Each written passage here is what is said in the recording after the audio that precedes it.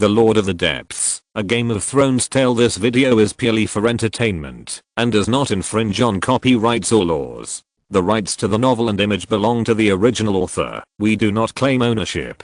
Don't like waiting and want to listen to this fanfic in full now? Subscribe to our Patreon, where you'll find the best fanfics. Chapter 126. Jon Snow, swear. The two were among the deserters of Winterfell, and they also robbed the team escorting the men in black. There were originally 22 criminals to be escorted to the Black Castle, but they were robbed by a group of 8 fleeing teams. In a short time, the team had 30 people and became a robber team in the north, active in the northernmost villages. But after the war, the already barren north was even worse, and the rations they could rob in the countryside were very few. There were even villages that ate human flesh to survive, and sometimes they had to be careful when robbing villages. After the two followed Jack to the second floor, they saw Jack's figure. Jack paused for a moment when he opened the door and then walked into the room as if nothing had happened. At this time, Jack had already discovered the two little thieves at the stairs. He had no weapons on him, so it was not easy to take action directly, because no matter how good his kung fu was, he was afraid of kitchen knives. So Jack locked the door after entering the house and entered the dragon spirit state at the same time. Although he had no cold weapons, he parked a fighter nearby. Karakshu, who had just eaten in the wolf forest, opened his eyes slightly and then suddenly stood up and flew towards the last Hearth City. Jack had entered Karakshu's consciousness, and it felt like driving a giant dragon biological mecha. Karakshu is a giant dragon with agility and magic attack as its main features. After evolution, its flying speed can reach more than 300 km per hour. According to Old Man Martin, Westeros is about the same size as South America, about 18 million, but in fact Westeros is much smaller. At this time, after the two men determined the room where Jack lived, they immediately split into two groups. One man watched Jack at the door, and the other went out to report the news, so that the rest of the accomplices could surround him. Yappy and Eluoa were very excited. They felt that they had met a big fat sheep this time. From Jack's expression of difficulty in swallowing, and the food he ordered, the two concluded that Jack had at least dozens of silver coins on him. You know, after the Battle of the Blackwater, when the Hound Sander Clegane defected, Tywin asked Varys how many silver coins would make the soldiers and the Hound fight to the death. Varys answered 10 silver coins, and then Tywin offered 100 silver coins. This shows how much Jack is attractive to people with bad intentions at this time. Look at Jack now, clean clothes, generous, and frowning at delicious barley wine and sausage. Isn't this a typical rich kid? Eluoa left the inn and went to the tavern. In his eyes, it was easy to subdue Jack, but the difficult thing was how to protect the wealth snatched from Jack in the hands of others. Once they start robbing, there will definitely be others who will take the opportunity to create chaos and then share a piece of the pie. As for Jack's life and death, what does it have to do with the good people of Hearth City? The lords of Hearth City now have no spare energy to maintain law and order in the city. After Eluoa left, Yappy came to the door of Jack's room lightly. At this moment, the door of the room suddenly opened, and Yappy was pulled into the room by Jack. Before he could shout, Jack tore a piece of rag from the room and stuffed it into Yappy's mouth, then took off the long sword from his waist. Pulling out the long sword, it was rusty. "Are you a deserter?" Jack asked. Woo woo woo. Yappy could only sob and nod with the sackcloth in his mouth. At this time, he regretted it very much. If he had known, he would have let Roll stay, and then he would have called for help. But it was too late to regret now. He could only think of a way to save his life first, and then wait for help from others. Jack put the knife on Yappy's neck, and then took the sackcloth out of Yappy's mouth. "Don't kill me. I'll tell you everything. I'll tell you everything."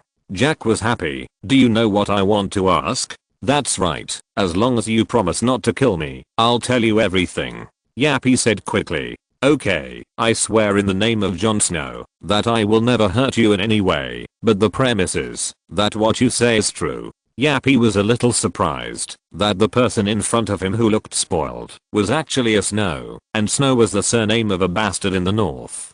The name Jon Snow is as common as Zhang San Wang Wu. "Tell me, what's your name, and where you come from?" "My name is Appy. I was originally a guard of Winterfell, but Winterfell changed hands one after another, and the few guards all chose to become refugees and robbers. That man ran away. What did he do? That man is called Roll, a guard who worked with me. We followed the captain to rob a reserve team of the Night's Watch heading north, a total of 10 people. Appy lied. He was afraid that, if he said that there were 30 people on his side, the man on the other side would kill him and run away. Lord John, please let me go. I can go to the tavern to persuade the captain not to cause trouble for you. What do you think? Jack nodded, and then directly inserted the rusty long sword from top to bottom. A lot of blood gushed out of Appy's mouth. His face was full of horror, staring at Jack. Poor Appy, Ayala, how can you believe me? Jack smiled. He would not show mercy to such a person. If Jack was a powerless teenager, he would definitely be killed. Chapter 127 The Dragon Rages. Jack pulled back the long sword mixed with blood. He looked at the pits and gaps on the long sword, and then threw the long sword next to Yappy. This sword has probably been with you for a long time. I will let you die with it. Jack slowly came to the door of the inn, and the people who were still eating downstairs were a little surprised. They all saw that Raoul and Yappy had bad intentions, and were preparing to create chaos, and share a share. Even the owner of the inn had this idea. But now Jack actually walked down unscathed. It is estimated that the man just now is dead. Everyone was silent, as if they knew nothing, and didn't want to know anything. Jack, who came to the door, didn't think so much at this time. He was going to go directly to the Black Castle. He originally wanted to rest in Hearth City for a night, but he didn't expect to encounter such a bad thing. But when he came to the door, Raoul happened to be with a group of ragged people surrounding the inn. Since the imprisonment of the Great John, the northernmost Hearth City has gradually become a gathering place for refugees. This place is far away from the center of the north and close to the wall. The current guardian of the north does not have enough strength to clean up these refugees and robbers. Only the south of the entire north has stabilized temporarily, and the north is still in chaos. After they surrounded this place, the leader Carloka looked at Roll. Roll was also confused about this. He saw Jack walk into the room with his own eyes, and Yappy stayed to guard the door. Where is Yappy? Roll suddenly had a bad premonition. Yappy might have died, but it's better to be dead. There is one less person to share the money with him.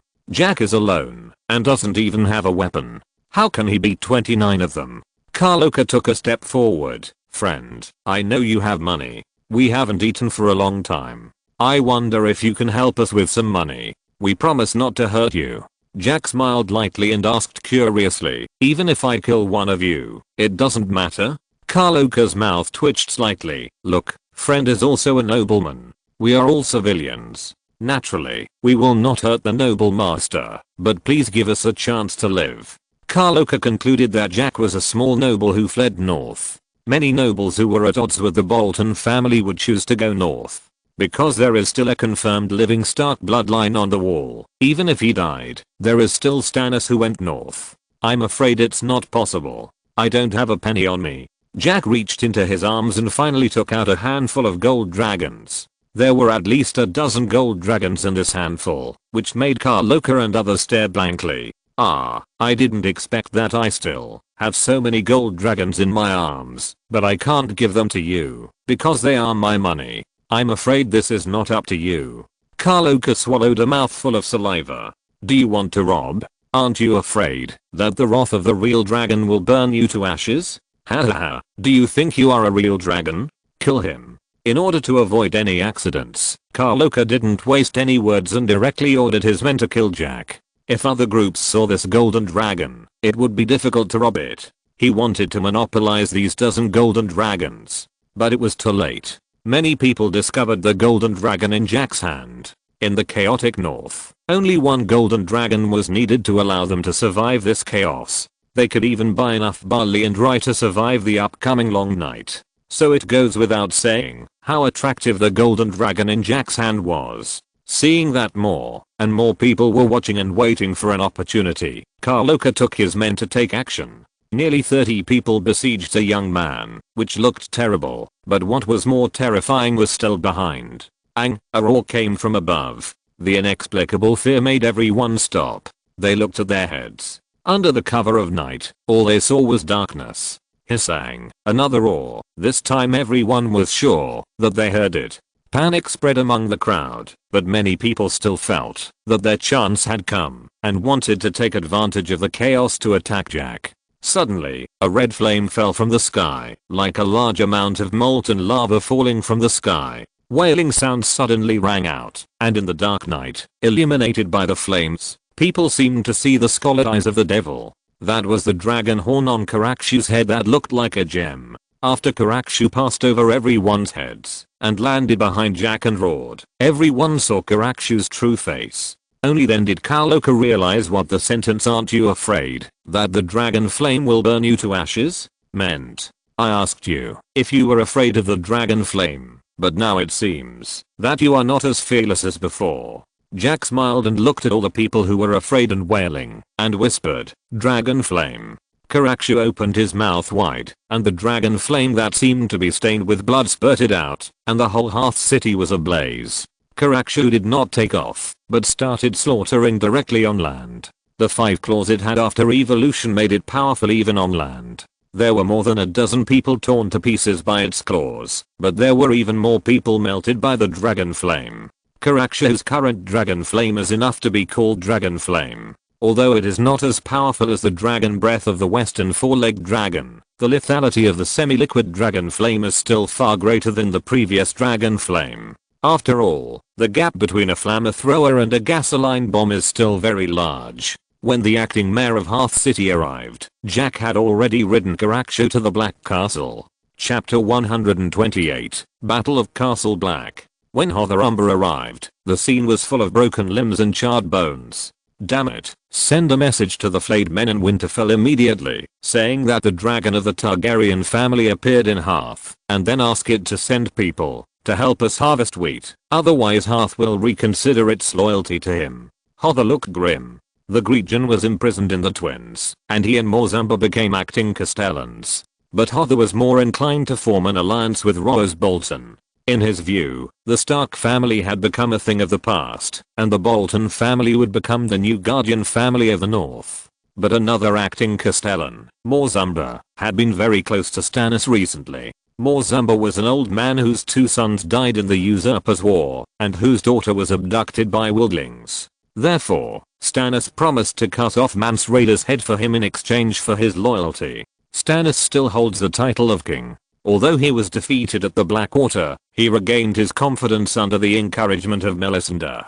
So he turned to the north. He believed that the families in the north were full of hatred for the Iron Throne, so he sent letters to every lord in the north, asking them to be loyal to him. Among them, Morzumber was one of the few who responded. Now the Umber family can still raise an army of about 1,000 people. Morse is old and has high prestige, so he occupies the loyalty of 70% of the knights. And Hotherumber chose to surrender to Rose Bolton. As a condition, the Bolton family needs to provide them with enough farmers to harvest wheat. If it is delayed any further, a large amount of wheat will rot in the fields. But Rose Bolton, who promised to help, has not made any move. This made Hother's reputation shaky, and Rose Bolton had no choice. Because he followed Robb to fight, the wheat in his territory had not been harvested yet. At this time, the Black Castle on the other side was on fire, and there were roars and screams everywhere. This was the 7th time the wildlings had attacked the wall in the past few thousand years, and it was also the largest and most united one, because if they failed this time, everyone would become servants of the devil. Just 10 minutes ago, a wildling army of about 100 people attacked Castle Black. In order to avoid the White Walkers, Mance Rayder had to lead 100,000 wildlings south. After the Night's Watch was defeated by the White Walkers at the Fist of the First Men, he saw the opportunity and led the large army to move south quickly. After arriving at the Haunted Forest, they stationed at Whitetree Village, and then sent the vanguard troops to constantly harass the Shadow Tower in the west and East Watch in the east. This made it impossible for the Night's Watch, which had just over 100 people, to take care of the first place. Then they had no choice but to shrink the defense line and prepare to gather all at Castle Black. Because the wildling army could only rely on the tunnel guarded by Castle Black if they wanted to cross the wall. It was also because of this that Mance Rayder sent 200 elite troops to cross the wall through various methods to attack Castle Black. As a result, half of the people were lost when crossing the wall, and only 100 people arrived at Castle Black. At this time, the Night's Watch was defeated at the Fist of the First Men, and the previous division strategy resulted in only 40 defenders in Castle Black. Quick, go to the King's Tower. Coach Eliza has brought people to support us. We only need to defend the King's Tower for half a night.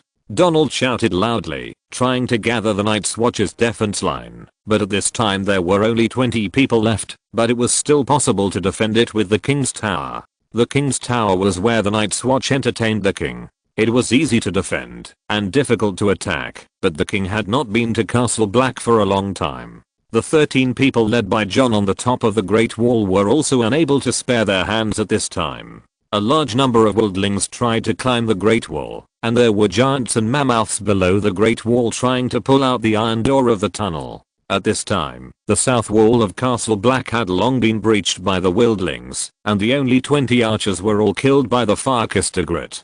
Tormund and Ygritte split their troops into two groups.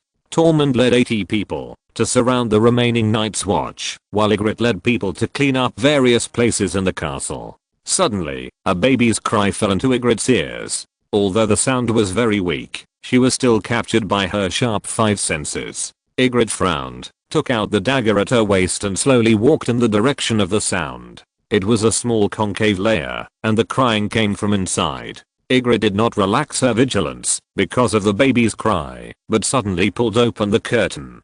Gilly hugged her son with a panicked face, and could only stare at Ygritte blankly. It can only be said that Gilly was too lucky to meet Ygritte, a rare, kind and love-believing wild man. Shh. Ygritte made a silent gesture and then pulled the curtain. Seeing that the Night's Watch led by Donald was about to give up, Coach Eliza arrived in time with the Night's Watch brothers, and the two sides were in chaos for a while. Seeing this, Donald in the King's Tower roared to boost morale, and led the remaining people to fight back. Coach Eliza is here, kill all the barbarians. Donald was very surprised by Eliza's support. Although Eliza did not get along with Jon Snow, and was sarcastic and humorless, he was a qualified Night's Watcher. After receiving Donald's letter, he led his men back to support Castle Black overnight. However, Eliza and his party were exhausted after traveling overnight, and Ygritte also brought the wildling archers to meet Tormund. Therefore, the balance of victory began to tilt towards the wildlings. Tormund was called Giant Killer and Thunderfist, so he was naturally very capable. In the chaos, Sir Eliza was hit on the chest by Tormund's axe, but he blocked the axe blade with his sword, but he was still blown away, and fell from a height of several meters. Fat Sam was unable to participate in the battle. Seeing that the Night's Watch was gradually losing ground, he could only take the elevator to the Great Wall to ask Jon for support. Sam trembled and came to the top of the Great Wall to tell Jon that Castle Black was about to be lost. Jon immediately handed over the command to Eddie, and he took a few people to support. Because once Castle Black was lost, there was no point for them to stay here. Jon, who came down from the elevator, looked at the fierce fighting below, drew his Valyrian steel sword, Longclaw, and then rushed into the battlefield. Sam also secretly bypassed the battlefield and released Jon's dire-wolf Ghost. With the addition of Ghost, the situation began to slowly reverse. Ghost was close to adulthood at this time, as big as a small horse. Direwolves are one of the native species of Westeros. They are huge in size, and can tear a person apart like a hound tearing a mouse apart. If you're listening to this novel on a channel other than Fanfic World, it means they downloaded and uploaded it without effort. We cordially invite you to visit our channel, Mundo Fanfic Novelos. There you'll find the original version of this story and you can explore many other novels of various genres. We're waiting for you to immerse yourself in a world of incredible novels. Chapter 129, Born by Snow, Died by Fire. The Then leader noticed Jon in the crowd. Jon had just killed a wildling when a huge axe attacked him. Facing a Then who was half a head taller than him, Jon could only dodge and look for opportunities to fight back. But the Then leader was experienced and strong, and soon knocked Jon's weapon away. Seeing this, Jon immediately got close to the Then leader and tried to snatch the weapon from him. But the Then leader's strength was not comparable to Jon Snow, and Jon was soon thrown out by the Then leader. The Then leader took advantage of the victory and chased Jon, grabbed John's neck, and pressed John against the wall. At the moment of life and death, John saw the hammer left on the table next to him to reinforce the castle, and then tried his best to reach the hammer and smashed it down. Crack. Friends who often kill people know that once the skull is smashed, the person will enter a stress coma and then die. Exhausted, John hadn't breathed a sigh of relief yet, and suddenly saw a red-haired woman in front of him with a bow pointing at him. John smiled. In front of him was the fire-kissed Ygritte. He had made a lifelong promise to her, but he betrayed her for honor.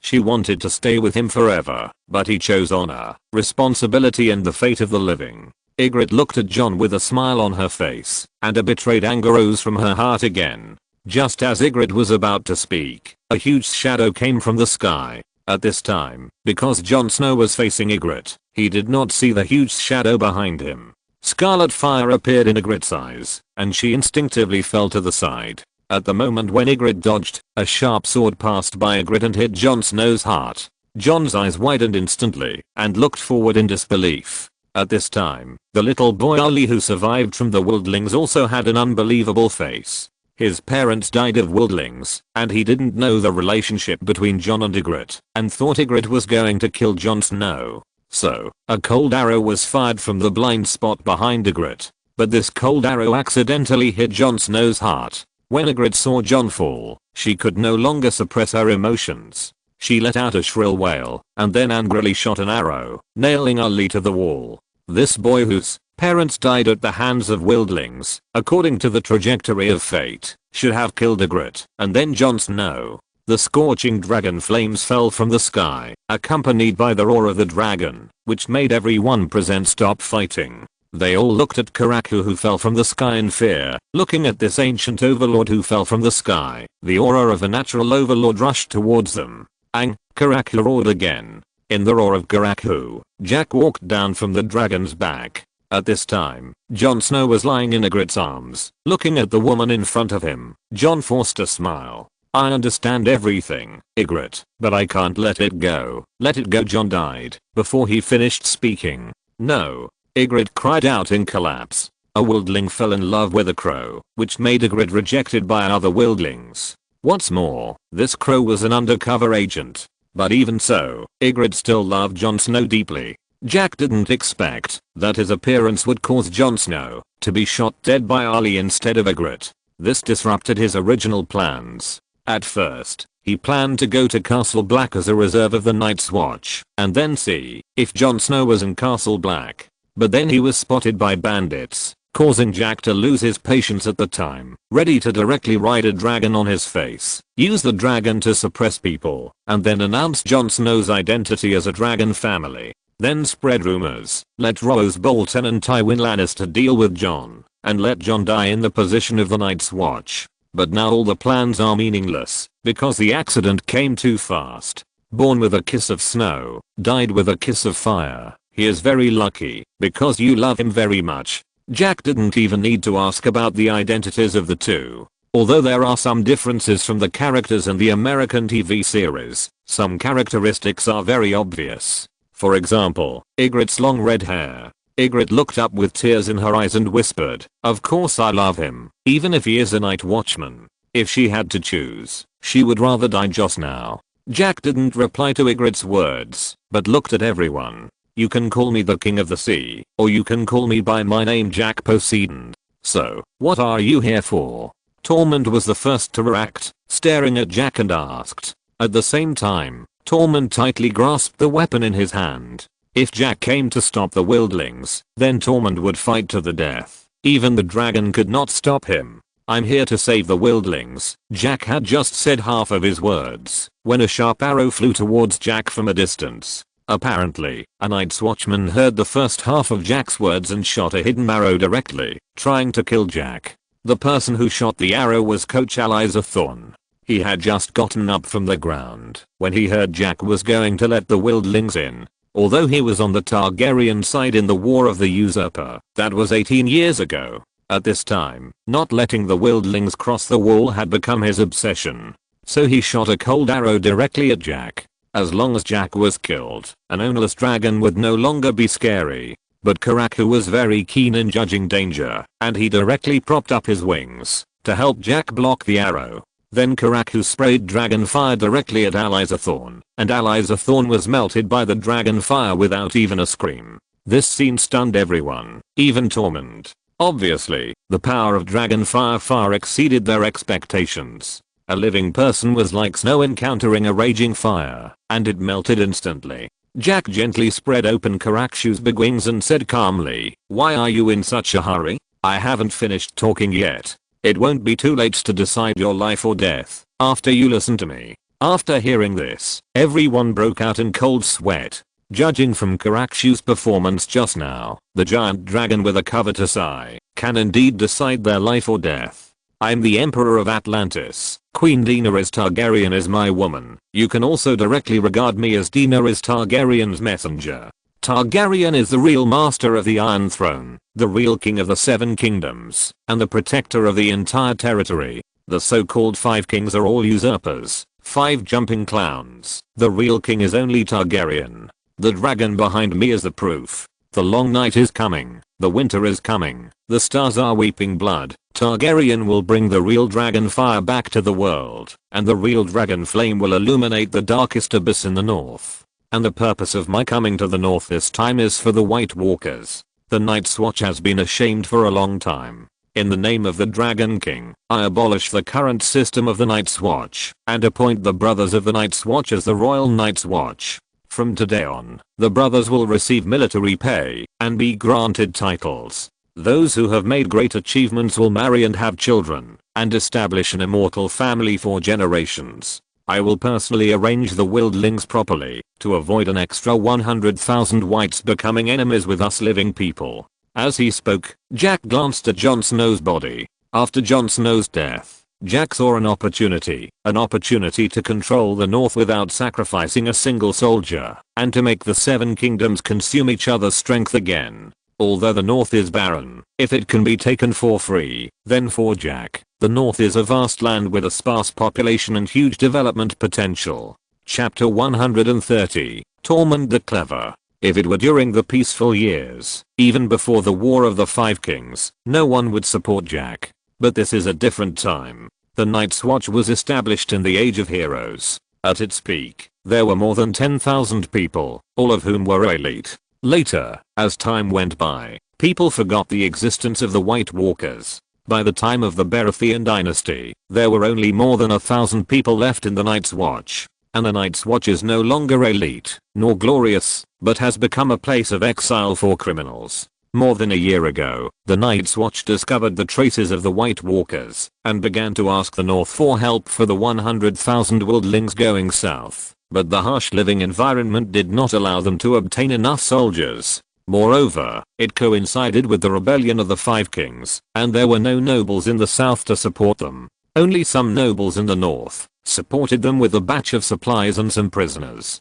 In addition, now that they are attacked by wildlings, the Night's Watch is basically dead in name only. So as soon as Jack finished speaking, Tormund suddenly asked, "Then, can we wildlings join the Royal Night's Watch?" The Night's Watch present. The grievances between the Night's Watch and the wildlings have lasted for thousands of years, and no one expected Tormund to say such a thing. Tormund looks big and strong, but he is actually quite cunning. After reading The Great Wall, he heard about the recent situation in Westeros and the villages in the west. The rebellion of the Five Kings and the Seven Kingdoms were in chaos. Otherwise, the wildlings would face the peak combat power of the north, led by Eddard Stark. But now the man in front of him obviously has conflicts with these nobles in the south, and is a royal Targaryen of the previous dynasty. In this case, if the wildlings help the Targaryen dynasty to retake Westeros, they should at least have a place to live. It is precisely because of this that Tormund said something that confused both the Night's Watch and the wildlings.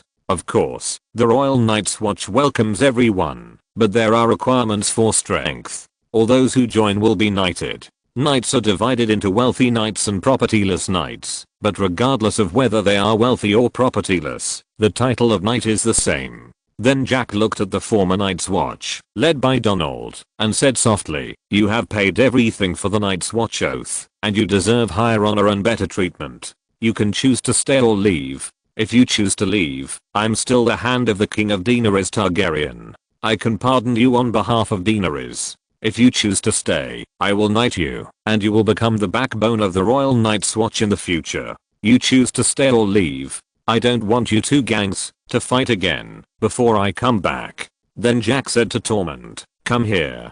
Tormund was a little confused, pointed at himself, and asked uncertainly, "Me? What else?" Tormund swallowed his saliva and walked towards Jack carefully. At this time, Karaku behind Jack put great psychological pressure on Tormund. Karaku, with a wingspan of nearly 10 meters, is an absolute behemoth. Even the giant is only 4 meters. Jack turned over and got on Carax's back, then entered the dragon spirit state. Carax flew into the air, grabbed Tormund with his hind claws, and flew outside the Great Wall, leaving the wildlings and the Night's Watch looking at each other in bewilderment. Seeing this, Donald was the first to throw down the sword in his hand, sat down on the ground and gasped. He was originally an experienced blacksmith, and later Lord Commander Mormont went out and temporarily entrusted the Black Castle to him. As a result, Mormont died in Craster's castle, and Donald had to shoulder the burden of resisting the wildlings. But now everything is finally over, and he can breathe a sigh of relief. What do you guys think? Stay or not? I remind you that from now on there will be no more Night's Watch, only the Royal Night's Watch, and the regular army will have military pay. But they will also be enemies with the southern nobles, and will no longer have a neutral political position, but will fight for the Targaryen family.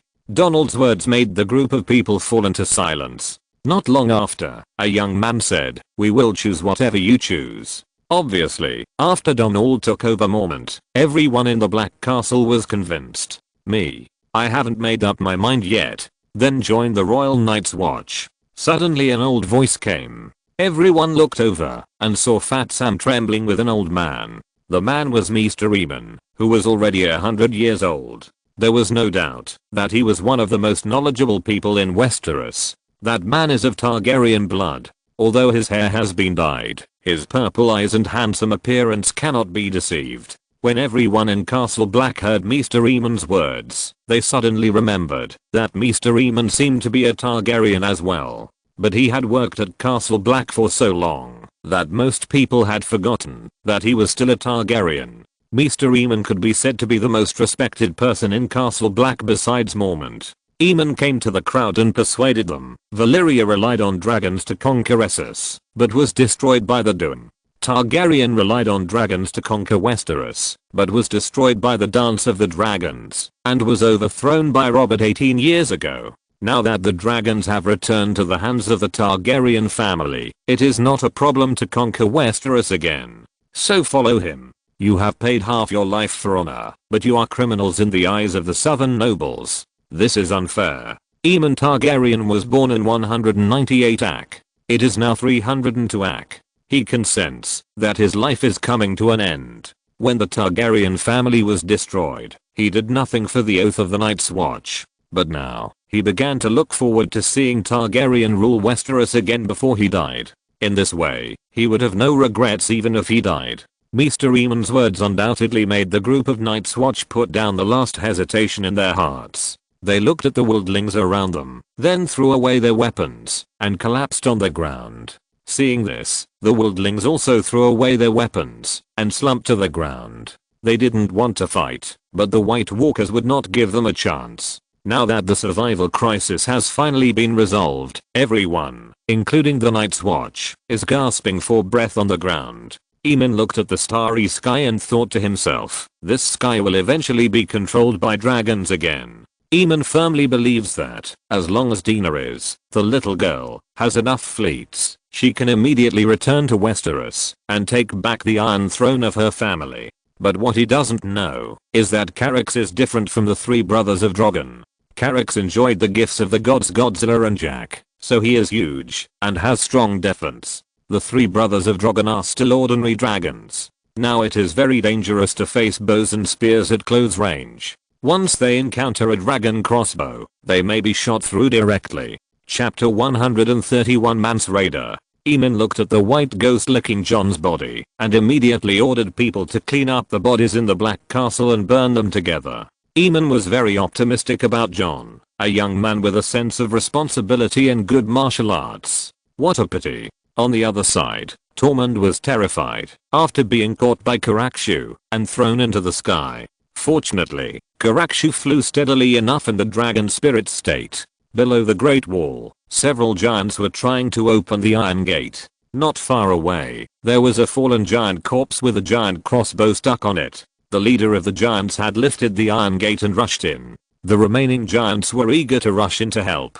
The average height of a giant is about 3.5 meters, and the leader giant is about 4 meters. According to legend, there was a giant in Essos that was twice as big as the giants in Westeros, but it became extinct and died at the hands of humans. Giants are humanoids with emotions. Although they are not very smart, their intelligence is also at the level of 10-year-old children. There were a total of 100 giants in Mance Rayder's army, 20 of whom followed Mance Rayder southward, and the rest stayed in Hardhome. The roar of the dragon came from the sky, and several giants who tried to pull out the Iron Gate looked up and saw scarlet flames. But the flames did not burn them, but just flashed over their heads. Then Karaku flew very boldly at a low altitude, allowing all the wildlings to see Karaku's figure. Dragon, the Night's Watch has a dragon. Bows and arrows, take the bows and arrows. A wildling shouted quickly. Faced with the wildling's panicked reaction, Karaku roared again. After becoming smart, Karaku liked to see these two-legged beasts panic. Mance Rayder's face changed drastically, and he also looked at Karaku gliding at a low altitude in a panic. He took advantage of the emptiness of the Night's Watch to attack the wall, but he never thought that a dragon would appear on the wall. Bows and arrows, bows and arrows. Mance Rayder shouted loudly. Soon dozens of archers were ready. Looking at the giant dragon rushing towards him, Mance Rayder swallowed his saliva. Seeing the right opportunity, just as he was about to order the arrows to be released, a dark shadow fell from the sky. Before Mance Rayder could react, a person fell on him. Although he didn't see who the person was for a moment, Mance Rayder quickly grabbed the person's neck. "It's me, Chief Mance. It's me, it's me."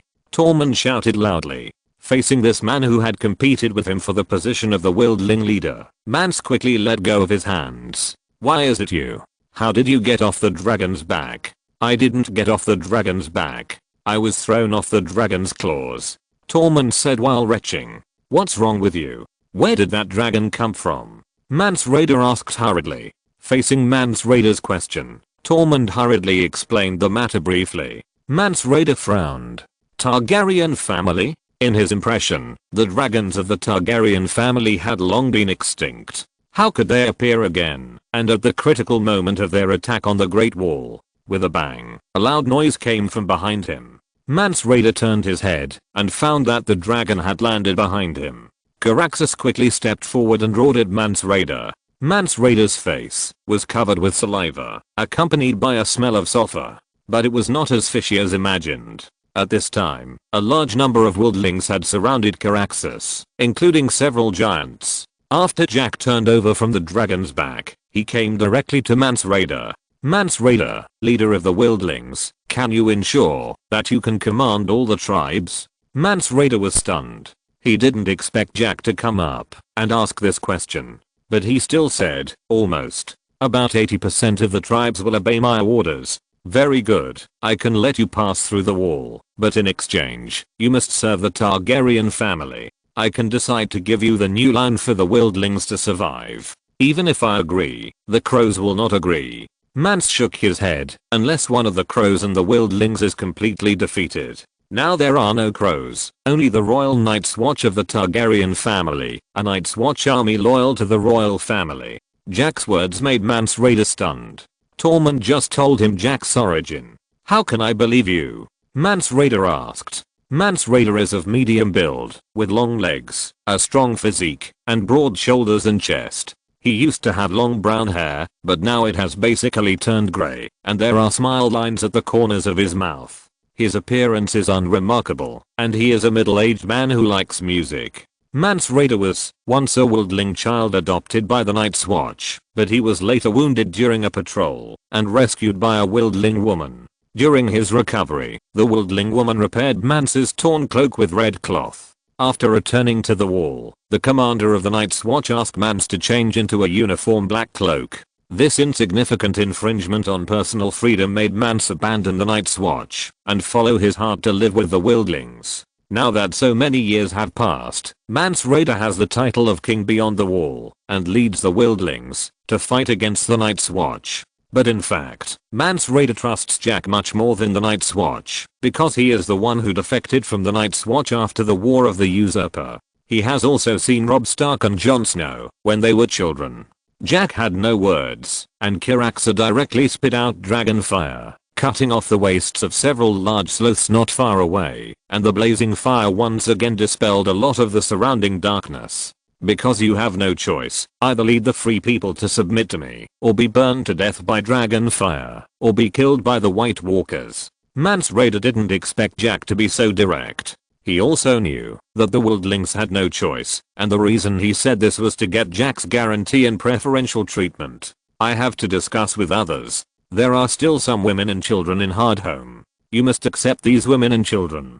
Jack was not surprised at Mance's answer. He didn't intend to give up those women and children.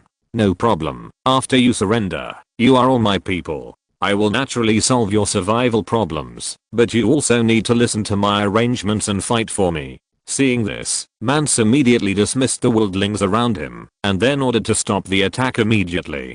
Seeing this, Jack returned to Kiraxu's back. You first gather the leaders of each tribe, and I will have someone open the tunnel later to let some people enter the wall first. After saying that, Kiraxu took off into the air and flew towards the Black Castle. Chapter 130 to Shitegg. Jack returned to the Black Castle and found that everyone was cleaning up the bodies. Dozens of bodies were neatly placed together, and they looked quite neat. Jack found Jon Snow's body at a glance. In order to avoid more trouble, he directly ordered Koraku to cremate the bodies. With Koraku's continuous dragon flame, the body began to burn, and eventually turned into ashes. Koraku can now control the switching between dragon flame and dragon fire. The difference is the amount of combustion supporting liquid in the mouth. In theory, if Drogon can expand the liquid storage by about dozens of times, he can also spray out semi-liquid dragon fire. But dragon fire is still a huge consumption even for a dragon like Koraku who is good at breathing fire. Naturally, burning corpses can use dragon flame. At this time, Koraku can continue to spit dragon flame for half an hour. If it is not necessary to breathe, Koraku's dragon flame consumption rate cannot keep up with the production rate in the body. It is worth mentioning that, after entering the dragon spirit state, Jack found that Koraku's gender is changing towards male, and so is his body structure. Young dragons have no gender distinction at birth, and they begin to show gender distinctions around the age of 10, and can freely choose between hermaphrodites, males, and females. After all the bodies were burned, Jack asked Donald to lead people to open the tunnel below. In the tunnel, Donald saw the bodies of Gren and others, and the giant leader. Fortunately, the giant had no armor, otherwise 5 people alone could not stop the giant. After leading 2 night watchmen to open the tunnel gate, Donald collected all the bodies and burned them. No corpse can be let go. It is not too vigilant to face the White Walkers. This is the most important thing. At this time, Mance Rayder gathered the leaders of all the tribes and explained the conditions set by Jack. Seeing that everyone was silent, Mance Rayder spoke again. I know what you think, but we have to choose between freedom and survival. Submit to him and get food support and land, or insist on our freedom and then be blocked by dragons under the Great Wall to welcome the arrival of the White Walkers. To be honest, Mance Rayder really considered this group of free people. Now the army of the White Walkers is pressing forward step by step, and it won't be long before they will arrive at the haunted forest. By then, all 100,000 free people will become whites, and the Night King will drive their corpses to fight for him. In the end, Tormund was the first to express his position. I agree to submit to Jack. As long as we fight for him and help him take back the Iron Throne, maybe we can also get a piece of rich land in the north. The north is so big, and so many people have died. We are not without a chance. Tormund's words made everyone's eyes light up. It's true that they advocate freedom, but that's just a reason to comfort themselves. Who doesn't want to live a rich life? There is an opportunity to gain wealth, that is, to follow Jack to conquer the 7 kingdoms, and to plunder a lot of money in the process. Thinking of this, many tribal leaders were moved and expressed their willingness to submit to Jack. So far, this group of wildlings who originally submitted to Stannis have become the power of Jack. Just as they expressed their opinions, a scout suddenly reported that the tunnel under the Great Wall was opened. Everyone was happy and immediately called their tribesmen to go to the tunnel. At this time, a roar came from the top of their heads, and then the strong wind lifted the tent. Caraxu fell from the sky, allowing these wildling leaders to see the giant beast in the mouths of Mance and Tormund. Jack did not get off the dragon saddle, but asked, "Captain Mance, or the clan leaders, what do you think?" Everyone looked at each other, and finally Mance Rayder said, "We agree to fight for you, but you have to give us the food and land we deserve. That's fair, isn't it?" Jack smiled. "Now gather all of you, and go through the tunnel in order according to the size of the tribe. I don't want any unrest, otherwise." Scarlet flames came out of Carax's mouth, and the meaning was self-evident. Then Carax came to the tunnel entrance below the Black Castle, and watched the two-legged beasts like ants moving. Looking down from the Great Wall, the wildlings' army was no different from ants moving. But the real ants moving was still behind. There were only 20,000 people here, and 80,000 were stationed at Hardhome. Mance Rayder immediately sent scouts and a few cavalry to Hardhome to report the news, asking the women and children there to move over quickly. Jack also took this opportunity to count the tribes of the wildlings and divided the territory for them according to the number of people just here on the newly added land. And Jack strictly prohibited looting the surrounding villages, and those who violated the order would be fed to the dragon. Jack usually forbade Carax to eat people, but eating people was a very deterrent method. Due to the narrow tunnel and the poor discipline of the wildlings, there were still 2,000 people who did not come until dawn. Mance Rayder led a group of elite wildlings at the end of the team, which made it easier for him to arrange the troops, and ensured that Jack would have the confidence to counterattack when he played dirty tricks. Mance watched the wildlings slowly entering the Great Wall, and his heart slowly relaxed. Just when Mance Rayder was about to relax, the ground suddenly trembled slightly. Mance was stunned and looked to the east, only to see a cavalry with a stag banner appear, with a total of 2,000 people. "Enemy attack! Enemy attack!" Mance Rayder shouted immediately, and the wildlings who were crossing the tunnel instantly panicked. Their current team was a long line, and they would only be slaughtered when facing the cavalry. Mance Rayder instantly determined the origin of this cavalry. They were from the Baratheon family, and he would not mistake the stag banner. As a family of usurper, Mance Rayder immediately sent someone to inform Jack, a descendant of Targaryen. Then he led Tormund and others to meet the charging cavalry. Facing the half-armored cavalry that was ready to charge, he could only pray that Jack would come to rescue them quickly. Stannis led the way, and these 2,000 cavalry were his last strength. When the Blackwater River was defeated, there were only a few lords willing to follow him north, and most of them turned to the Iron Throne.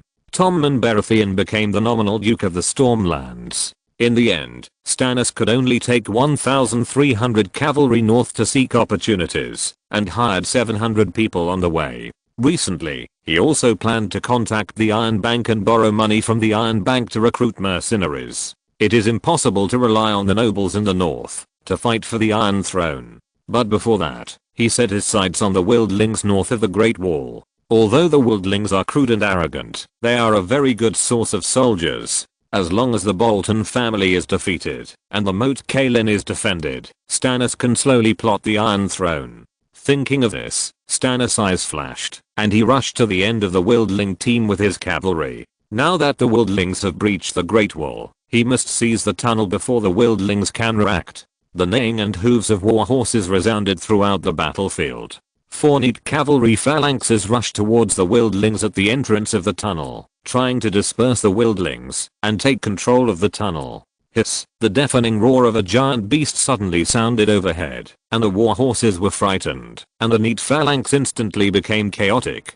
Stannis looked up in astonishment, and shock and panic instantly climbed onto his face. Chapter 133 Kill if you must. Stannis was full of doubts, but there was no time for him to think now. He jumped off his horse and used the human inheritance skill, donkey rolling. Stannis narrowly avoided the dragon flame of Caraxu. Facing a ruthless dragon flame output machine, Stannis could only watch his troops quickly defeated. The original intention of this trip was to subdue the wildlings, so he did not bring bows and crossbows, which made him a living target facing Karakshu, and could only passively endure the dragon flame. The woods. Run to the woods quickly. Everyone run to the woods quickly. Although Stannis was confused, he quickly reacted. Although they didn't know where the dragon on the Great Wall came from, facing such a huge dragon, the only thing they could do was to run into the woods and use the big trees to block the dragon's sight. But Tormund and others were not vegetarians.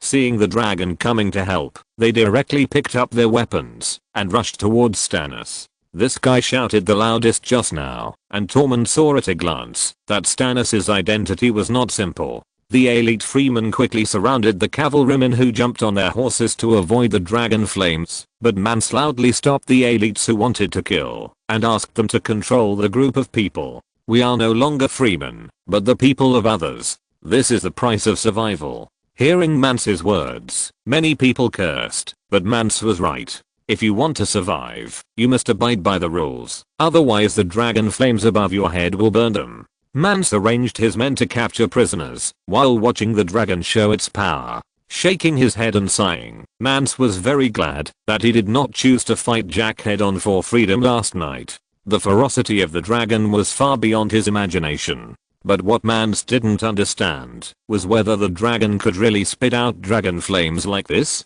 Mr. Riemann told him that, although the dragon's dragon flames were very lethal, they could not spit them all the time.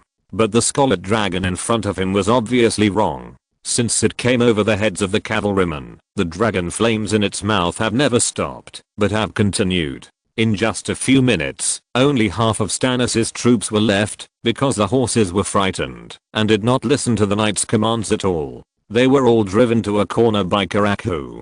Surrender and you will not be killed. Surrender and you will not be killed. Jack roared loudly. If these 1,000 heavily armored knights can be subdued, they will definitely be a very strong fighting force. Karakshu landed in front of many cavalrymen, and the knights looked at each other, hesitating whether they should insist on not surrendering for the sake of honor. I'm the Queen's hand of Queen Daenerys. Her Majesty is of pure Targaryen blood, and is the king you should be loyal to. The dragon has descended on the earth again, and Targaryen will surely set foot on the hot land of Westeros with the power of the dragon. It is up to you to decide whether to become a rebel general or a hero who follows the dragon.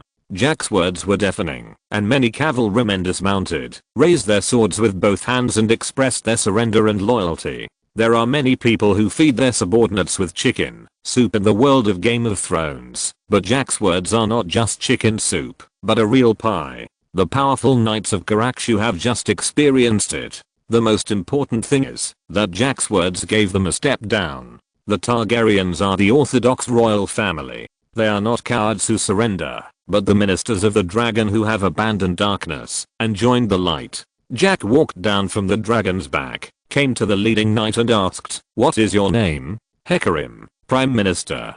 Hecarim recognized the trust shown by Jack, and then raised the long sword in his hand again. Jack picked up the long sword. "In the name of the King of the Seven Kingdoms, I accept the allegiance of you and the glorious knights behind you. From now on, you are from the Dragon Knights. The glory of the Dragon King bless you. My honor, my glory," Hecarim said overjoyed. Originally, he was just a proletarian knight. Because of his strong fighting ability, he could no longer see room for advancement in the class-based Stormlands, so he followed Stannis northwards, hoping to fight for wealth. Unexpectedly, he encountered a terrifying creature like a dragon in the first battle at the Great Wall. I thought it was over, but unexpectedly, things took a turn for the better. The opponent was a member of the Targaryen family, and at this time, he just needed strength to fight for himself. As Hecarim's voice sounded, more and more people began to shout, "My honor, my glory." Jack looked at this scene with satisfaction. The world of ice and fire is a place that pays attention to blood. If it is a civilian, it will be difficult to get ahead, but if it is a noble blood, some things will be very simple. For example, in the scene before him, if Jack did not have the blood of the Targaryen family, a considerable number of these knights would choose to fight to the end for their own glory. Simply put, it is to die for face and suffer.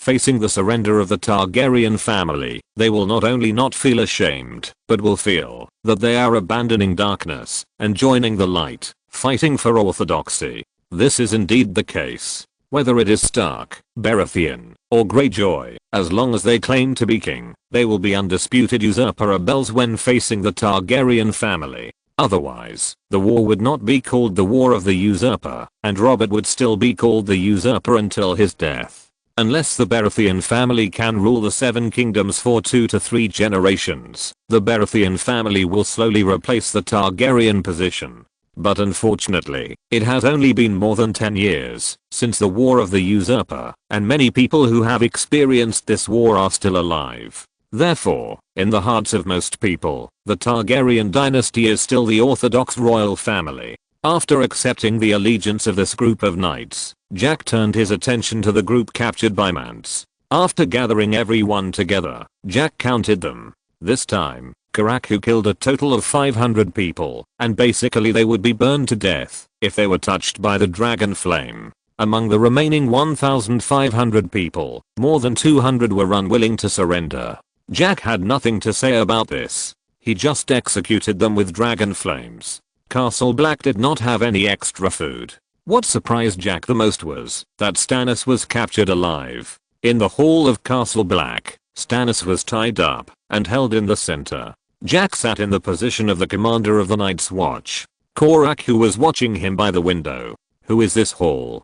Tell me your name." Jack shouted loudly, startling everyone present. No one expected that Jack, who had been silent for a long time, would suddenly shout loudly. Especially Tormund. This fool hated this kind of occasion. Jack had not spoken for a long time, and he was almost asleep. As a result, Jack's loud shout almost scared him to death. Chapter 134 Traitor. Although what Jack wanted to say was, "Who is this man in the hall? Tell me your name." But everyone heard it as, "Who is the one kneeling below?" No one understood why Jack asked so loudly. Was it to create momentum to interrogate this Baratheon? Some of the Night's Watch knew Stannis, such as Jack's old baby Maester Aemon. Stannis said nothing, and didn't even look at Jack. He wanted to come to the north to accumulate strength, but he didn't expect to run into the returning Targaryen. If there were no Targaryen, he would be the legitimate heir to the Iron Throne against any force. But when facing the Targaryen family, no matter what he said, it was the words of a traitor. He is Stannis, the second son of the Baratheon family. 2 years ago, during the rebellion of the Five Kings, he became king on Dragonstone, and was later defeated by the Lannister and Tyrell families in Blackwater Bay. Aemon said tremblingly, "Haha, so you are the usurper's brother, yet you dare to call yourself king, and you call yourself king on Dragonstone. You are a traitor without any honor, yet you still have the nerve to call yourself king, and to fight for the Iron Throne." Jack's ridicule made Stannis blush. In the end, Stannis still defended himself. The Mad King was cruel and inhumane. His death is neither good nor bad for everyone. But what about Rhaegar? Rhaegar is not cruel. As far as I know, Rhaegar and Lyanna are in love with each other. It is not as Robert said, that Rhaegar abducted Lyanna. The marriage can be negotiated to replace the person, but Robert lacks an excuse to revolt, right? At the beginning, Lyanna and Rhaegar were in love with each other. Robert may love Lyanna, but he definitely does not love her as much as Robert said. Marriage is something that can be replaced. The Duke and the King will never openly confront each other simply because of a woman, especially after the Mad King burned Duke Stark and his heir to death with wildfire. Jack suspected that the Elyne family was involved. The Stark family knew that the Mad King was very cruel, but they still went to King's Landing to ask for an explanation. Isn't this a rat licking the cat's coin? Of course, these are all Jack's speculations, but it doesn't prevent Jack from accusing Stannis. This kind of thing is hard to explain, so it's better to turn it into a shit hat and put it on the other party's head. Humph, it's useless to say so much, it's just a matter of success or failure. Stannis knew that it was useless to say more. If it was Jack who was tied up, then he could say whatever he wanted to Jack. Okay, well said. A good success or failure. Do you think this can cover up your treason? I tell you, you are a traitor for one day and a traitor for the rest of your life. I now sentence you to treason in the name of the King's hand. Sir Hecarim, chop off the head of this traitor. Hecarim was stunned. He didn't expect Jack to let him chop off Stannis' head, but Hecarim did not hesitate. He followed Stannis for the sake of wealth and honor. Now that Stannis was captured, he was a traitor. If a man does not work for himself, he will be punished by heaven and earth. Hecarim drew his sword and came behind Stannis. Stannis turned his head and stared at Hecarim with contempt in his eyes. This made Hecarim feel a little ashamed. Traitor. Hecarim roared, as if he was a little angry and humiliated. Hecarim directly chopped off Stannis' head with a sword. He gasped heavily, and Hecarim seemed to be under great psychological pressure. Although the chivalry of the Seven Kingdoms has basically dissipated, and assassinations and betrayals are everywhere in the Seven Kingdoms, even so, the knights still have the last fig leaf. But Stannis' expression just now made Hecarim feel that his last fig leaf was also torn off, which made him shout traitor. Cremate Stannis' body, collect the ashes and bury them in the name of Duke Baratheon. Jack ordered. This made many people have a better impression of Jack. After all, Jack and his dragons gave everyone the impression of being powerful and brutal before, but now it seems that Jack is tolerant. Even when facing traitors, he still gave them enough respect, unlike a certain king in King's Landing, who had to hang the head of a person on the tip of a gun, to humiliate him after killing him, and even forced the person's daughter to see her father's head. Obviously, the cruelty and absurdity of Emperor Joffrey Joe have spread far and wide, especially in the hearts of these Storm Knights heading north. They are more aware of Joffrey's cruelty. Hecarim, from now on, I appoint you as the commander of the Dragon Knights, and the remaining 1,000 cavalrymen are in your hands. Don't let me down. The depression in Hecarim's heart was instantly swept away, and he knelt on one knee, saying that he would never let Jack down. Then Jack summoned the leaders of the wildling tribes and began to divide the habitats of the tribes for them. He also set rules that they needed to abide by the laws of the north and not do anything illegal. Soon, a month passed. Because Jack strictly blocked the news of the Great Wall, the southern nobles who were busy holding the king's wedding did not notice the changes in the Great Wall. During this period, Jack established 2 legions, one of which was a heavy cavalry legion of 1,000 people, the Dragon Knights. The other was the 5,000-man Winter Sun's infantry regiment, including 1,000 archers and 4,000 infantry, most of which were composed of wildlings. Because the wildlings and crows did not give in to each other when naming, they were finally named Winter Suns. And Jack took out all the infantry weapons of the Night's Watch to arm the 2 legions. Although there was no armor and protective gear, at least 5,000 people all had weapons available, instead of the previous wooden spears and sticks. And Jack ordered that 2 giant armors and maces be made with the few iron mines in the Black Castle, and the 2 giants were also armed. Giants are indeed war machines. Once equipped with armor and maces, the giants that originally looked extremely backward and barbaric directly turned into sacred giant guards. Especially after riding on mammoths equipped with chainmail. Once they launched a charge, they were absolutely invincible, and they were better at breaking formations than heavy cavalry. At the same time, a large number of free people were arranged by Jack to cut wood, and they started cutting wood directly from the ghost forest below the Great Wall. On the one hand, they could store supplies for heating, and on the other hand, they could find something for these wildlings to do. Jack called Tormund and Hecarim in the early morning. In addition to Donald and Maester Aemon, Mance has taken 200 wildling light cavalry to Hardhome to migrate the remaining freeman tribes. Although we have resettled 20,000 people this month, there is not much food left, so we must prepare to go south. As soon as Jack finished speaking, Tormund's eyes lit up. Okay, when are we going south? When the wildling tribe went south to attack the Great Wall, they did not carry much supplies, basically only half a month's rations. During this period, they relied entirely on hunting in the Wolf Forest and the supplies from the Black Castle. Chapter 135 See God in the Son of the Dragon. It is expected to go south in 3 days. Tormund and Hecarim will have to trouble you too. It is an honor to fight for you, Hecarim said firmly. He had heard a lot about Daenerys Targaryen during this period. This surprised Hecarim very much. Daenerys Targaryen actually had an army of 30,000 overseas, which showed that the success rate of the restoration of the Targaryen dynasty was very high. Therefore, Hecarim was very eager to make merit. As long as the merits were enough, it would not be a problem for him to become an earl in the future. Maybe he could even become a marquis or even a duke. Mr. Reborn, please take the trouble to send a letter of surrender to the nobles in the north, saying that Targaryen will not investigate the Stark family's claim to the throne. As long as they swear allegiance to the Targaryen family, the North will still be the North as before, and the same goes for the Bolton family. Jack did not expect this letter to make the nobles in the North loyal to him, but to find a reason for himself to send troops. The first target is the last Hearth city of the Umber family. Jack has also figured out the situation of the Umber family. The two acting city lords are Morse Umber, who is ready to support Stannis, and Hodder Umber, who supports Rose Bolton. Jack doesn't care who these two people support, as long as they don't support him. Don't blame Jack. Essos, Free Trade Coast, Meereen City Pier. The originally calm water surface suddenly surged, and countless people watched curiously. Now the Meereen Pier is extremely prosperous, with a large amount of fine wine, soap, silk, fine salt and other commodities flowing out every day. Roar. The violent roar made the brains of all the curious melon eaters fall into a state of downtime. Then a terrifying monster about 18 meters tall rushed ashore. Roar. The roar sounded again, and this time the originally confused crowd reacted and began to flee in fear.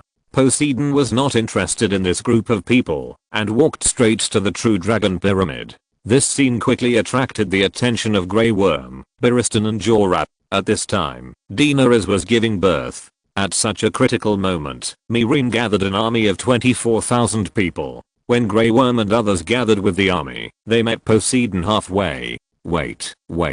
Grey Worm immediately stopped the soldiers who were preparing to form a narrow formation to fight against Poseidon. Some of the soldiers showed puzzlement. They had never seen Poseidon, but for the safety of the queen, they were willing to block Poseidon's way with their lives. But other soldiers who had seen Poseidon looked puzzled, not sure whether the monster in front of them was the original sea god. Since Poseidon woke up from the Faith Galaxy, his growth rate has been very good, and he has risen by 3 meters in a month. The Poseidon that these soldiers saw was only 6 meters tall at the beginning, and now it is 18 meters tall. It is normal to be uncertain about Poseidon's identity. Barristan swallowed his saliva. The fearless Barristan was also very scared at this time, but he still stepped forward and said with courage, "Excuse me, are you the god of the sea and thunder?"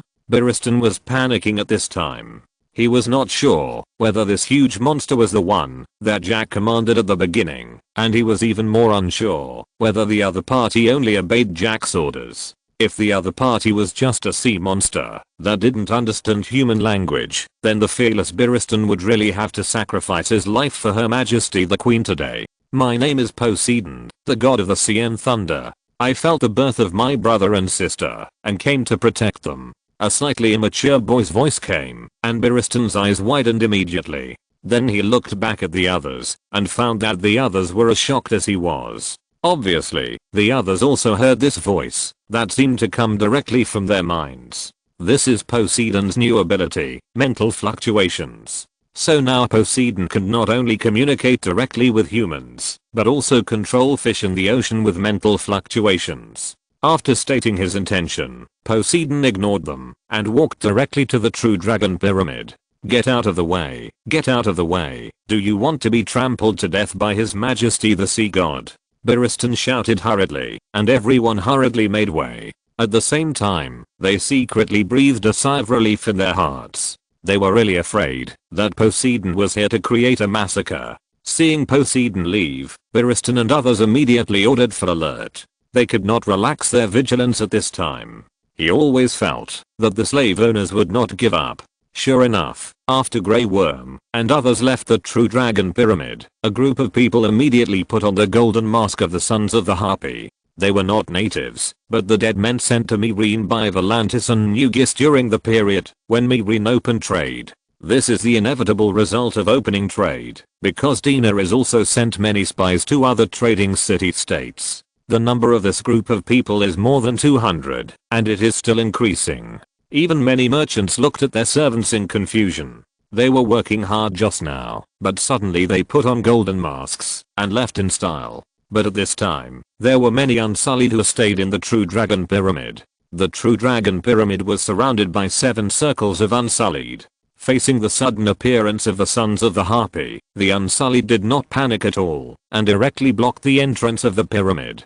Chaos broke out, and a large number of free people fled in all directions, while an increasing number of Sons of the Harpy began to attack the Unsullied's defense line. They were originally dead soldiers, and now they rushed into the pyramid desperately. Just as the two sides were fighting, a roar came from behind the Sons of the Harpy. They looked back and saw a scene that made them, the dead soldiers, unable to stop fear. A huge monster roared and rushed towards them. This kind of fear is not emotional fear, but genetic fear. This is a fear that no creature can suppress. Poseidon was furious. It was unreasonable that someone assassinated his father's child in front of him, just after he was born. A faint blue light lit up on the dorsal fin, and the atomic breath went straight to the Sons of the Harpy. Anyone hit by the atomic breath would be vaporized. Then Poseidon rushed directly into the crowd and began to crush the Sons of the Harpy. Poseidon came to the entrance of the pyramid, and his atomic breath continued to sweep at the Sons of the Harpy. The Sons of the Harpy, which were originally in an endless stream, began to gradually decrease until the last son of the Harpy was vaporized, and Poseidon stopped his atomic breath. Many people knelt down to worship Poseidon from afar, constantly shouting the god of the sea and thunder. Now they finally believed why those believers of the Church of Poseidon were so crazy. It turned out that Poseidon really existed, and those people were not bragging. If you're listening to this novel on a channel other than Fanfic World, it means they downloaded and uploaded it without effort. We cordially invite you to visit our channel, Mundo Fanfic Novelos. There you'll find the original version of this story, and you can explore many other novels of various genres. We're waiting for you to immerse yourself in a world of incredible novels.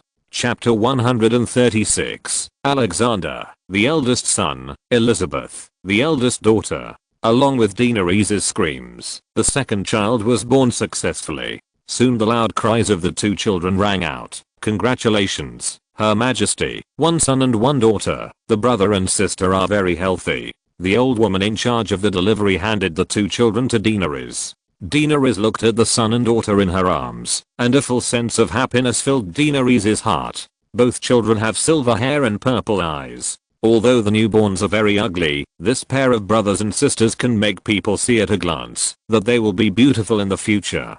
Daenerys immediately thought of something, got up with the 2 children in her arms, and walked out of the pyramid. The 2 old women wanted to come forward to help, but were ejected by Daenerys. It can only be said that the physique of the dragon family is really good. They can get out of bed and walk after giving birth to 2 children. Poseidon outside the pyramid seemed to sense something and looked forward to the gate of the real dragon pyramid. After a while, Daenerys, sweating profusely, came out with 2 children in her arms. When Daenerys saw Poseidon for the first time, she was stunned for a moment, and then she looked at Drogon in the pyramid. At this time, Drogon, who was originally regarded by Daenerys as the last trump card to deal with the assassination, was looking at Poseidon outside with some fear. "You are Poseidon, I often hear Jack mention you." Although Daenerys had never seen Poseidon, she knew about the relationship between Poseidon and Jack from Jack's mouth. At that time, Jack said that the relationship between Poseidon and himself was the same as the relationship between her and Drogon. However, it seems that Poseidon is not just stronger than Drogon as Jack said. From Drogon's reaction, it is very afraid of Poseidon. Poseidon did not speak, but just leaned down and kept looking at the child in Daenerys' arms with the small eyes on his big head. Then Poseidon stood up and howled to the sky, and then a large amount of milky white mist oozed out of his body, and then the mist slowly penetrated Daenerys and her son. As the milky white mist seeped in, Daenerys' fatigue instantly dissipated. The crying of the 2 children who occupied more white mist gradually stopped. The already watery eyes became more agile, and the organs for underwater breathing like Jack quietly appeared behind the ears.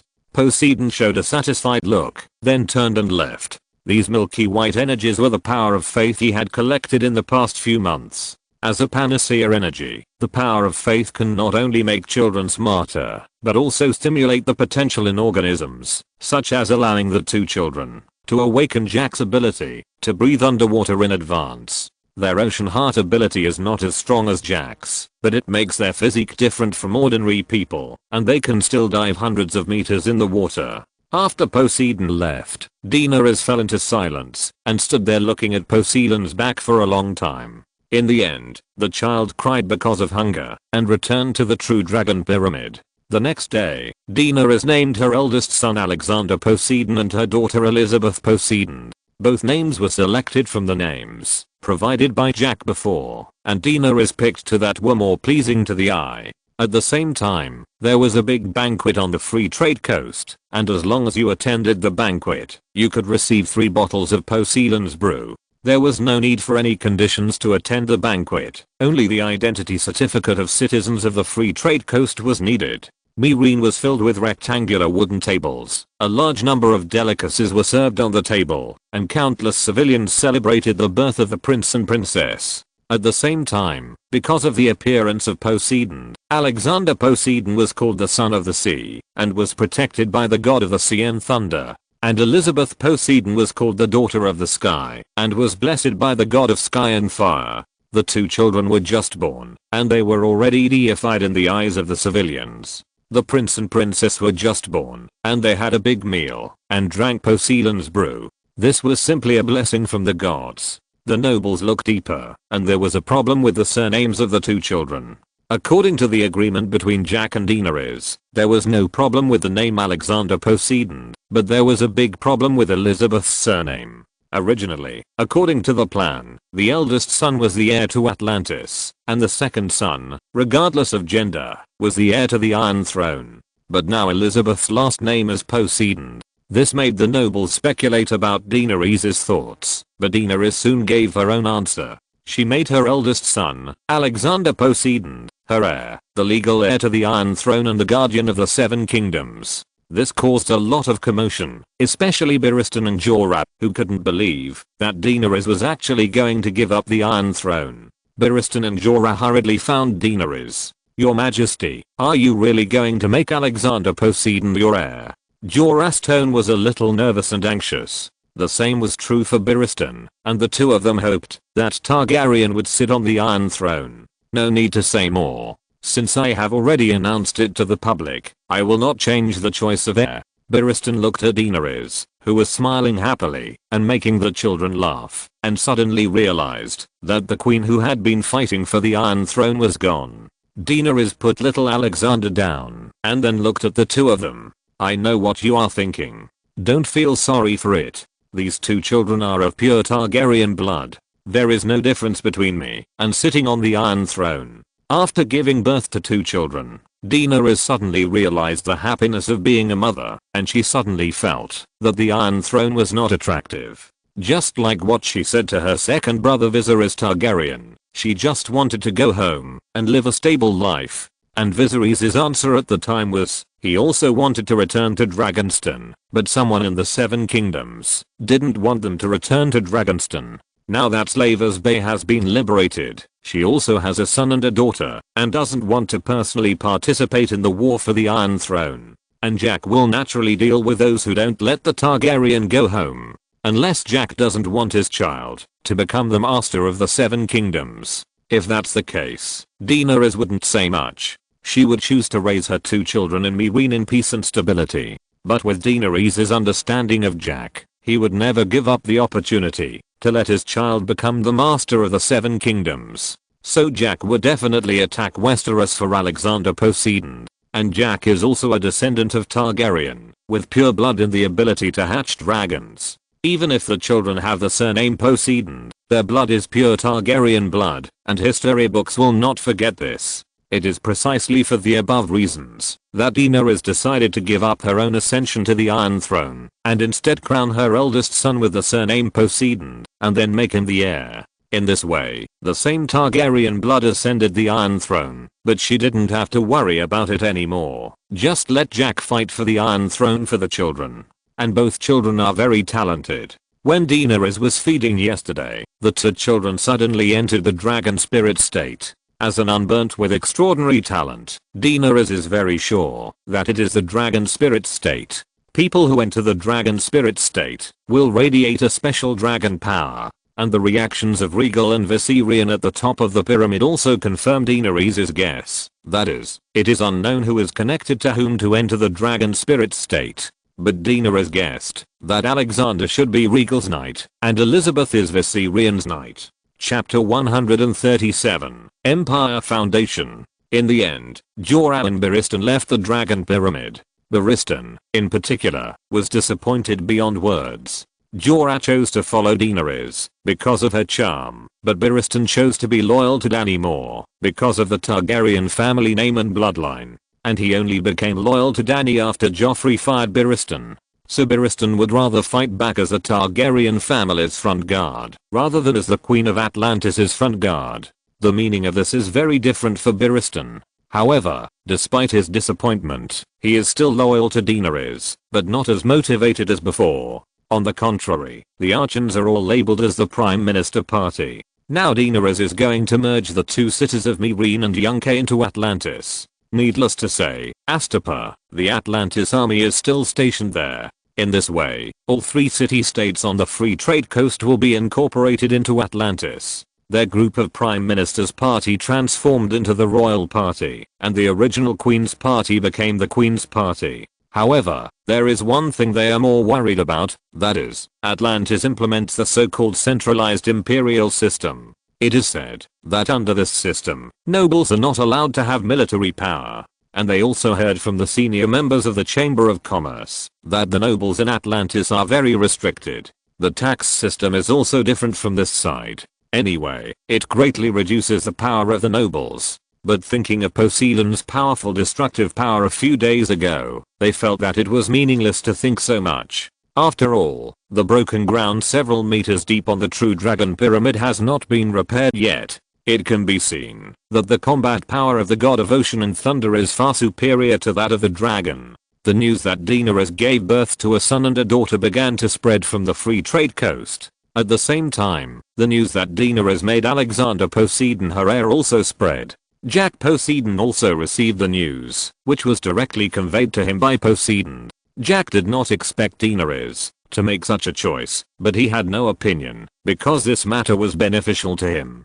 Jack wants to rule 2 continents. After Daenerys makes Alexander Poseidon the eldest son, it will undoubtedly greatly speed up Jack's progress in conquering Westeros. And Jack probably also understands the reason why Daenerys does this. In addition to being a mother, she also wants to use his power to strengthen the bloodline of the Targaryen family. Because even if Jack's last name is Poseidon, he is essentially a Targaryen descendant. If Jack builds a huge empire across 2 continents, it is equivalent to Targaryen ascending the throne, but the last name is changed to Poseidon. So Jack and Daenerys can accept such a result. But the premise is that Jack makes Alexander Poseidon the Prince of Atlantis. So Jack wrote a letter and asked Kharakshu to send it to the Poseidon. Then the specially trained Draven on the Poseidon sent the letter back to the Seeking Island. 3 days later, Atlantis issued an announcement to the outside world that His Majesty the Seeking made Daenerys Targaryen the Queen and Alexander Poseidon the Prince. At the same time, the Free Trade Coast was designated as the overseas territory of Atlantis. Any military action and political and economic sanctions against the Free Trade Coast will be regarded as a declaration of war against Atlantis and will be hit by the landing of Poseidon. The issuance of this announcement laid a solid foundation for the establishment of the empire in the future. Volantis, on the other hand, jointly voiced its opinion with the free trade city-states such as New Gis and Karth. It said that Atlantis was just a country composed of low-class slaves and had no legitimacy at all. Jack did not say anything nonsense after learning about it, but directly arranged for Poseidon to go to the city-state of Volantis. With the current strength of Poseidon, it would definitely bring a catastrophic blow to Volantis. After the announcement of Atlantis was issued, Daenerys was really relieved. To be honest, she was still a little worried about Jack's reaction.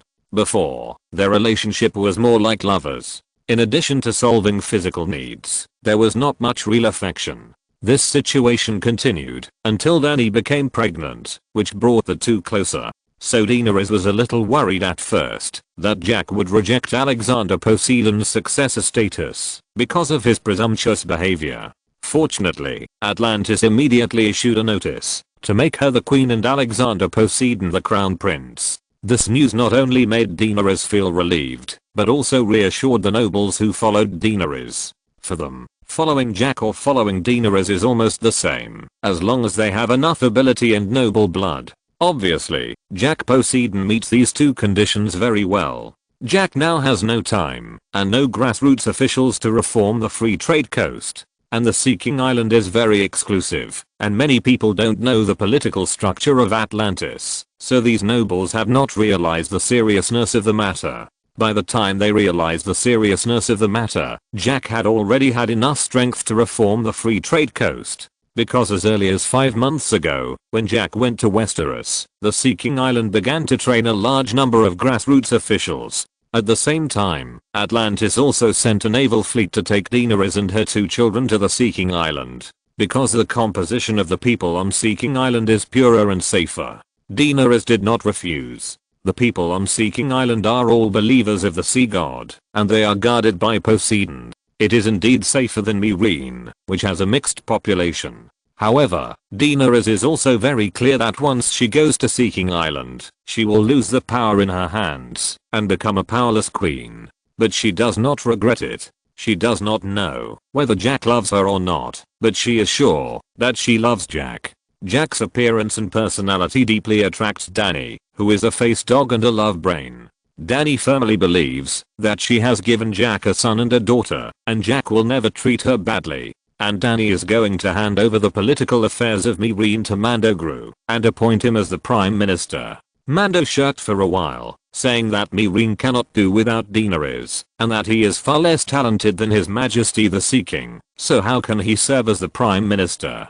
But at the insistence of Daenerys, Mando still ashamedly accepted the position of prime minister. He also promised that after Daenerys left Meereen, he would manage the free coast on her behalf. Although Mando was ashamed, he was very excited in his heart. After Daenerys left, he would completely stand at the pinnacle of power in the free coast. At this time, Mando had already begun to look forward to the scenery that he could see from that position.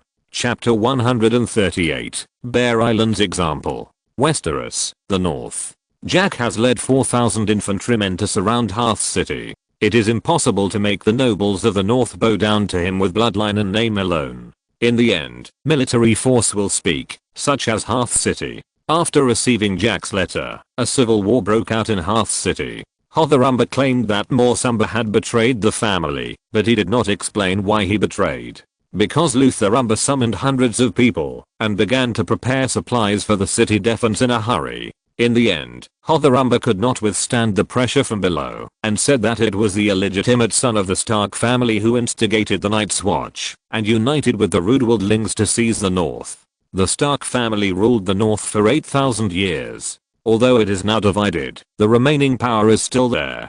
Hotherumber can clearly feel the floating hearts of his men. Fortunately, the last Hearth City, as the fortress of the Umber family, has a strong defense capability. Although the strength of the Umber family has been greatly reduced after the bloody wedding, it can still pull out a 500-man defense team. After receiving Jack's letter, the nobles in the north had different reactions, but no one directly expressed their loyalty. No one knew whether the content of the letter was true or false. What if the dragon was fake? Then rashly swearing allegiance would be a dead end. Although the nobles were usually arrogant and stupid, they were particularly cautious when it came to the restoration of the dynasty. If they were not careful, it would be the end of the family inheritance. Jack was not disappointed at all. After surrounding Hearth Castle, he first came to Bear Island with the Longclaws of the Mormont family. As the huge sail-like wings of Kyraxis fluttered, the strong wind made the guards of the Mormont family unable to open their eyes.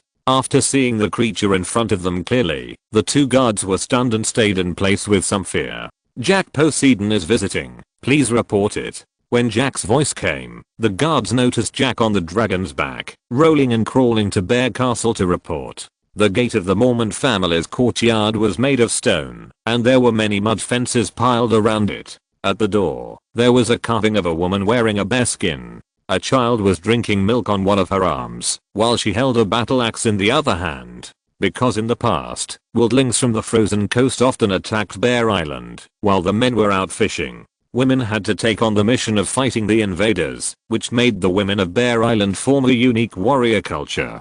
The castle of the Mormont family was more like a two-story villa. Because of the barrenness of Bear Island, the Mormont family did not have the financial resources to build a decent Earl's castle. Jack was very curious about whether it was Lyanna Mormont or Alyson Mormont who ruled Bear Island at this time. When Robb Stark led his troops south, because Jorah Mormont was exiled, only the Countess of Bear Island could join the army and go south with her heir daughter. After the bloody wedding, Maggie Mormont and the eldest daughter Dassie Mormont were all killed. Alyson Mormont was the legitimate heir to the throne of Bear Island. Soon, a small figure came to the door of Bear Castle. "I'm the current Earl of Bear Island, Lyanna Mormont. Please explain your purpose." Jack knew who it was without hearing the name from the tone and momentum of the voice. The little bear girl who was crushed to death by the giant white in the American TV series left a deep impression on the audience. Lyanna is 12 years old this year. After her mother and sister died in the Red Wedding, she became the Earl of Bear Island. At the age of 12, she has a political mind, and Bear Island has developed steadily under her governance. Jack looked Lyanna up and down. The little bear girl is not particularly beautiful, but she is very heroic. Especially when she faced Karakshu for the first time, she was able to remain calm, which is better than some adults. A real hot chilly little lolly. Jack rolled down from the dragon saddle and handed Longclaw to Lyanna. "This is the inherited sword Longclaw of your family. Compared with Jorah Mormont, you are more qualified to own it." Lyanna was stunned. She didn't expect Jack to come to give her a sword. "My cousin, is he serving Daenerys Targaryen? Is he okay?" Lyanna asked. "Well, he is trying to become better. Now he is the commander of 6,000 troops." Lyanna was silent for a while, and then asked, "If you conquer the North, can you really guarantee that Stark will become a duke again?" "Of course, as long as I conquer the North, I will give the North to the Stark family again, and then I will rule the 7 kingdoms again, and gather the power of the 7 kingdoms to fight against the White Walker army from the North." Jack smiled in his heart. If we talk about the heads of the Stark family, the Mormont family of Bear Island is definitely one of them. Of course, loyalty varies from person to person, and Lyanna Mormont happens to be a little lolly full of integrity. The Mormont family, who has kept their oaths for the Stark family for nearly 1,000 years, will never betray their oaths now. So Jack came to return the sword on the surface this time, but in fact he wanted to persuade Bear Island to support him in person. Although Bear Island is not strong, it has a very great role model. Once Bear Island fights for Jack, other nobles who are still watching and loyal to the Stark family will quickly choose their sides. Jack's personal return of Longclaw obviously gave Lyanna a good first impression of him. "Okay, in that case, the Mormont family is willing to be loyal to you and is willing to send 60 people to fight for you." As if she felt that 60 people were a bit too few, Lyanna said again, "We are not a big family, but the men of Bear Island can fight 10 with 1. Lyanna had not responded to Jack's letter of surrender before, just like most lords. But now Jack came to return Longclaw, which made her feel that Jack was a man who kept his promise. Therefore, she decided to be loyal to Jack, which was also a contribution to the Stark family becoming the Duke of the North again. Now that the Ironborn are ready to move, the defense force of Bear Island should not be moved. I want one person." Lyanna frowned. She felt that Jack was looking down on the men of Bear Island, but she still asked, "Who do you want?" "I want you." Lyanna blinked her big eyes and asked uncertainly, "Are you talking about me?" "Yes, I firmly believe that the men of Bear Island can fight 10 men at once, but they need to protect their families. I can't let Bear Island be plundered by the Ironborn because of a war. I only want you. You are the Earl of Bear Island. I need you to call on other nobles loyal to the Stark family to rise up and resist. The cruelty of the Bolton family is obvious to all. The skinned man is not worthy of being the Duke of the North." Lyanna blushed slightly. She almost thought wrongly just now. She is only 10 years old now, and her fighting ability is definitely not as good as the warriors of Bear Island. But Jack frankly said that he only wanted her, so it was no wonder that she thought too much. She thought Jack had a copper smelting habit. "Okay, I'll take 30 people and go with you. In the end, Lyanna insisted on taking the warriors of Bear Island. Okay, in that case, I'll wait for you in the last half city. At that time, please ask Earl Lyanna to write a letter to other nobles in the north. Seeing that his goal had been achieved, Jack prepared to leave Bear Island and head to Eastwatch. Chapter 139, Bachelor Poo. After sitting on the dragon saddle, Jack looked at Lyanna and said loudly, "If all the nobles in the north are like you, the Bolton family will be doomed." Lyanna did not show her emotions, but calmly said that the warriors of Bear Island would go to the last half city as quickly as possible. Looking at the back of Karakshu flying away, the Maester said with some emotion, "I didn't expect that after 100 years, the Targaryen family would hatch a dragon again." Did the Targaryen family have many dragons before? Lyanna asked curiously. Yes, the largest dragon is called the Black Death. It is said that its wings can cover King's Landing. Now the dragon's skull is in the basement of King's Landing. Then the Maester continued, "My lord, this expedition is our opportunity for Bear Island. The Bolton family will definitely be burned to death by the dragon flames when facing the dragon, and the Bolton family's territory is much richer than Bear Island." Facing the Maester's words, Lyanna frowned slightly. Of course, she wanted her subjects to have good farmland to cultivate, instead of fishing all the time. Lyanna frowned and said, "But Bear Island does not have enough troops to occupy the territory of the Bolton family. The territory of the Bolton family is a smaller version of the north, and the Bolton family also has vassals." The old Maester said softly, "The Targaryen family will solve this problem for us, but you need to ask them to appoint you as the Marquis of the Dreadfort." Lyanna pursed her lips and finally said, "I'll try." The Maester laughed. "You are more talented than the Earls of Bear Island in history. Even if you expand the territory and become famous for thousands of years, you don't have to put too much pressure on yourself. Believe in yourself and go all out." Lyanna nodded and turned to walk into the house. She had to arrange the affairs of Bear Island as soon as possible and then rush to the last half city. Maester Pug stared at Lyanna's back with burning eyes. Lyanna grew up under his watch, just like his daughter.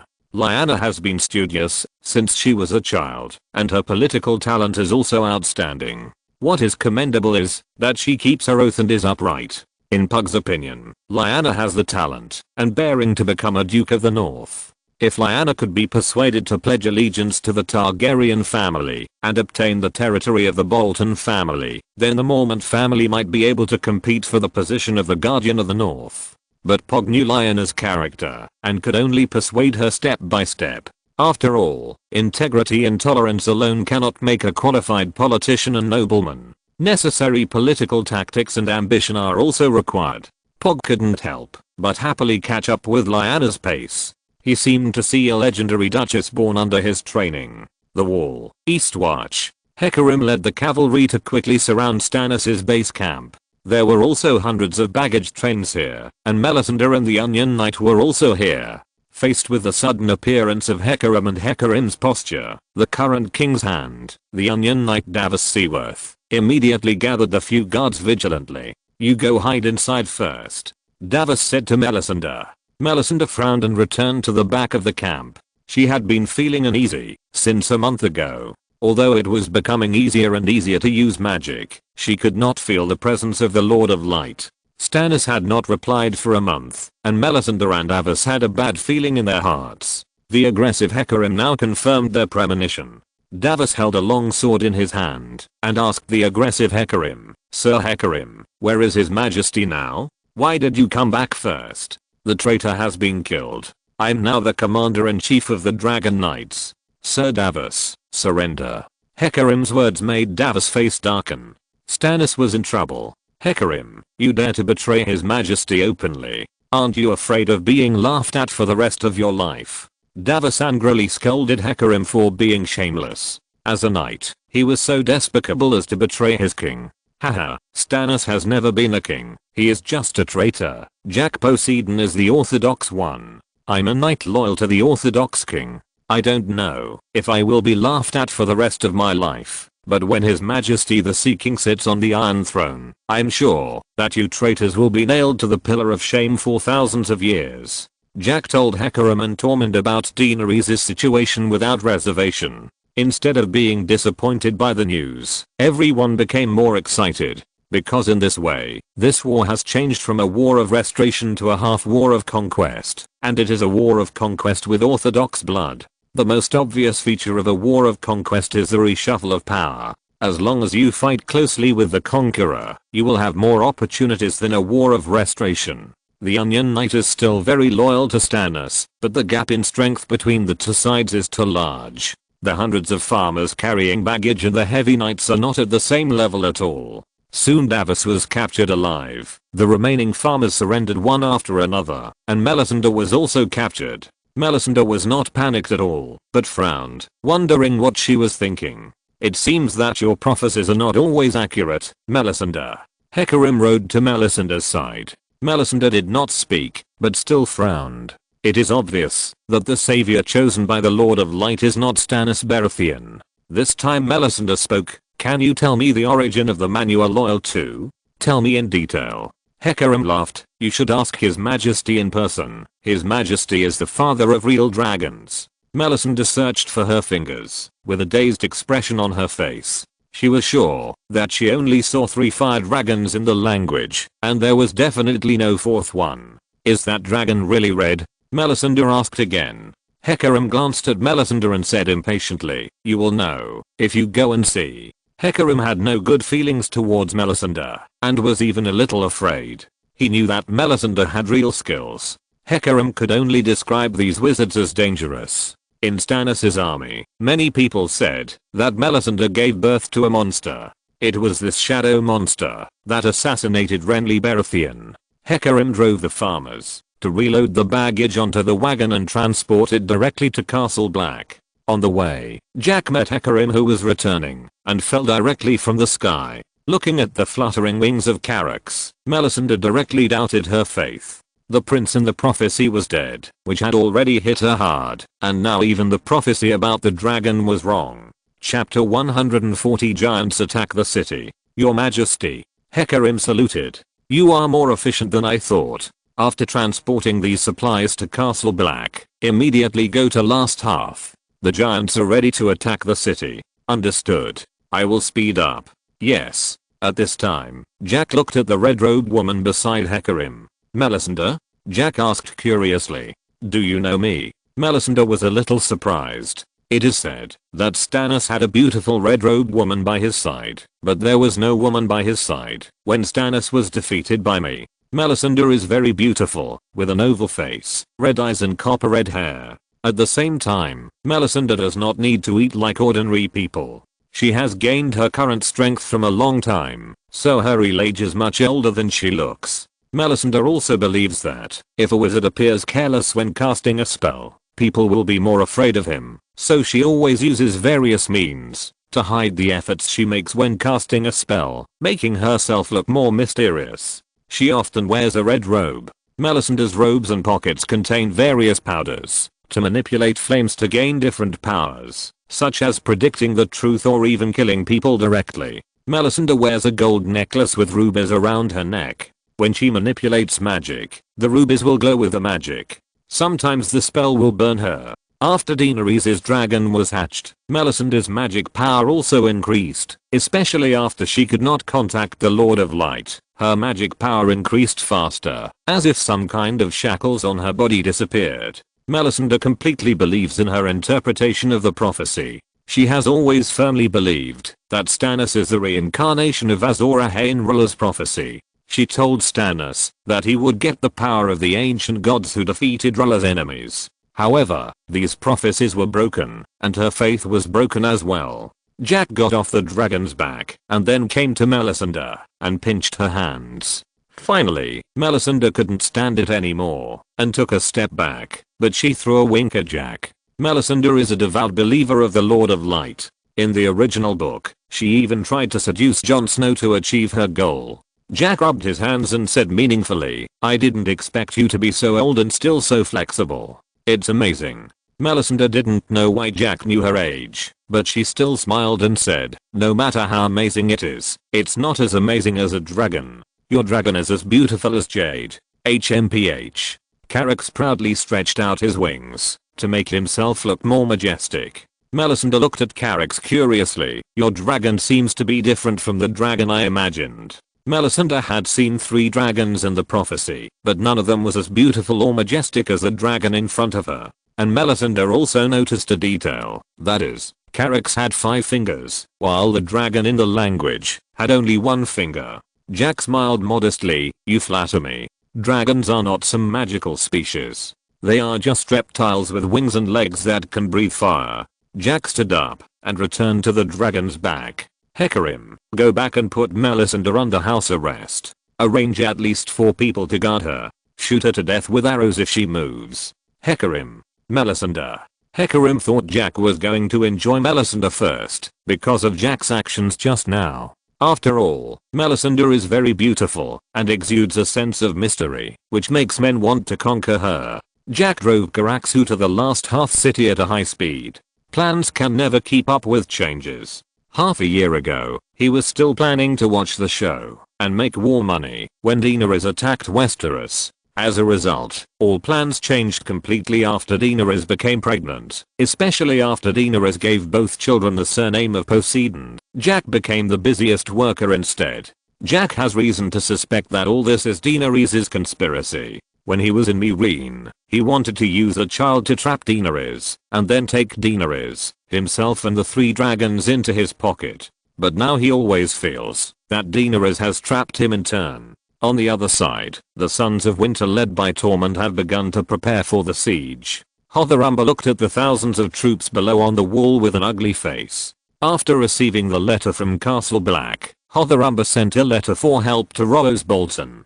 The Bolton family did respond, but not to support Hotherumber. Instead, they summoned their vassals and nobles in the north who supported the Bolton family, preparing to defeat Jack Poseidon, who was heading south near the end of the river. Hotherumber knew very little about what happened at the Great Wall. He only learned from the letter of surrender sent from the Great Wall that a dragon-riding Targaryen had subdued the wildlings and the Night's Watch, and then he would take this group of wildlings and crows to support Stark to regain control of the north. It was true that the Targaryens were the royal family before, but now, no matter what, the one sitting on the Iron Throne is Baratheon, and he has the support of the Lannisters. So Hotherumber launched a coup, gained actual control of Hearthtown, and decided to rely on the Bolton family, who were supported by the Lannisters.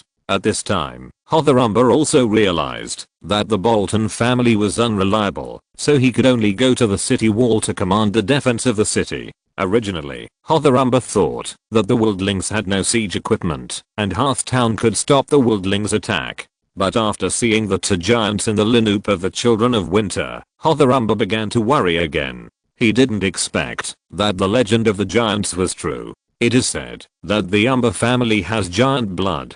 The Greatjon is 2.1 meters tall, and his son Littlejon is even taller than the Greatjon. Hotherumber is also not small in size. "Move the stones quickly, be careful of the 2 giants." Hotherumber immediately arranged 4 people to move the stones to defend the city. Tormund decided not to wait any longer, otherwise he would lose his morale. So under Tormund's command, 2 giants in armor came out. The 2 giants, more than 3 meters tall, stretched their muscles and bones, then roared and rushed towards the wooden gate of Hearth City. Seeing the giants rushing towards the city gate, Hotherumber shouted hurriedly, "Shoot, archers shoot." Dozens of archers drew their bows and shot arrows, but the rain of arrows hit the giant's armor and did not cause any damage. Giants can grow to more than 3 meters tall, and they must have strong bones and muscles to support them. A hole was instantly dug out of the gate of Hearth City, and then a giant in armor appeared in the eyes of the defenders behind the city gate. The giant didn't care about these stunt humans, and directly picked up the bolt and pulled out the huge bolt with all his strength. After the city gate was opened, the group of defenders reacted and quickly picked up their weapons and rushed towards the giants, trying to take back the city gate. But the giant who had already entered would not give them a chance and directly picked up the mace behind him. Jack didn't make a 2-handed mace for the giant, but a 1-handed mace modified from a baseball bat. With the giant's intelligence, it is more convenient to hit the mole with one hand holding the mace. For example, the human who rushed forward now was smashed into a bloody mess. Chapter 141 Lord Tormund and the Meaning of Exploitation. At the moment, when the giant broke through the city gate, Tormund led the rest of the people to launch a charge. The war in the Game of Thrones world is relatively simple. Basically both sides set up their formations and then cut each other. The wildlings north of the Great Wall did not even have a formation, they just cut with weapons. Hotherumber's face turned pale. He knew very well what would happen if the wildlings rushed into the city. There was no other way. Hotherumber decided to take his confidants south to join Rollo's Bolton. At this time, a voice came from above. Hotherumber looked up. His face suddenly turned terribly pale. A red dragon with steam all over its body was coming towards him. Dragon flame. Scarlet flames fell from the sky, and the defenders on the city wall let out a creepy wail. Hotherumber, who was the first to bear the brunt, did not even have the chance to scream, and was directly burned to ashes. Although the wildlings who rushed into the Hearth City were ready to move, they were not in a hurry to burn, kill and loot. In the game of rights, except for the Unsullied, almost no army can enter the city without burning, killing, and looting. But any army can do this under some kind of threat, such as the wildlings at this time. Carracks is roaring in the sky, and they can only curb their urge to plunder. After occupying Hearth Castle, Jack distributed all the wealth of the Umber family to the soldiers of the Children of Winter. They are not allowed to plunder civilians. If they don't pay again, chaos will definitely break out. The territory of the Umber family is enough for tens of thousands of people, and large tracts of wheat are in the wheat fields without anyone harvesting. So Jack ordered the whole army to rest for 3 days, eat what they should eat, go to the brothel, and go to the brothel. After 3 days, everyone began to harvest food.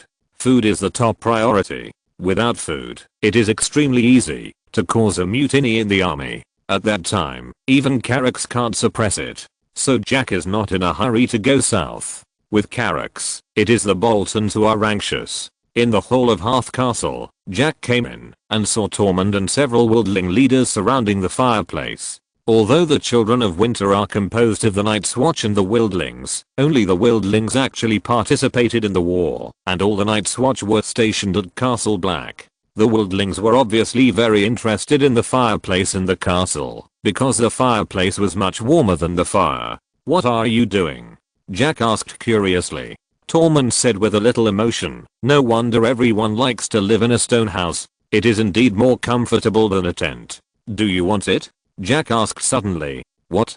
Tormund didn't react for a moment. "I ask you, what do you think of this castle? Do you want it?" Jack repeated it again. The inheritance of the Umber family was completely broken. Mormont Umber was killed by Hotherumber, and Hotherumber was burned to death by dragon fire.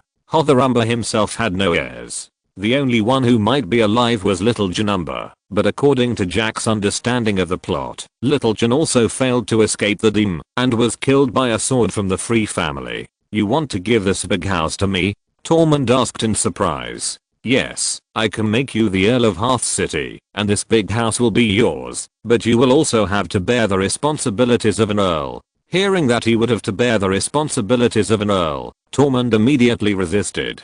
"After becoming an earl, there will be maesters serving you, and a butler, just like you manage your own tribe." For Tormund, he didn't care whether he was an earl or not, but this stone house was really nice. However, Tormund was very smart. "I'm a wild man. If you make me an earl, I'm afraid the crows and the northern nobles will have a problem with you. So I don't want the title of noble, just build me a castle like this in the future, if we can still be among the White Walkers." Jack raised the corner of his mouth, obviously very satisfied with Tormund's words. "Now that Daenerys Targaryen has become my queen, I have the legal right to inherit the Iron Throne. I can crown anyone I want. Also, I need to remind you, Tormund, that I'm not only the sea god of Atlantis and the legal heir to the Iron Throne, I also have another title, the Father of Dragons. So, those who obey me will prosper, and those who disobey me will perish."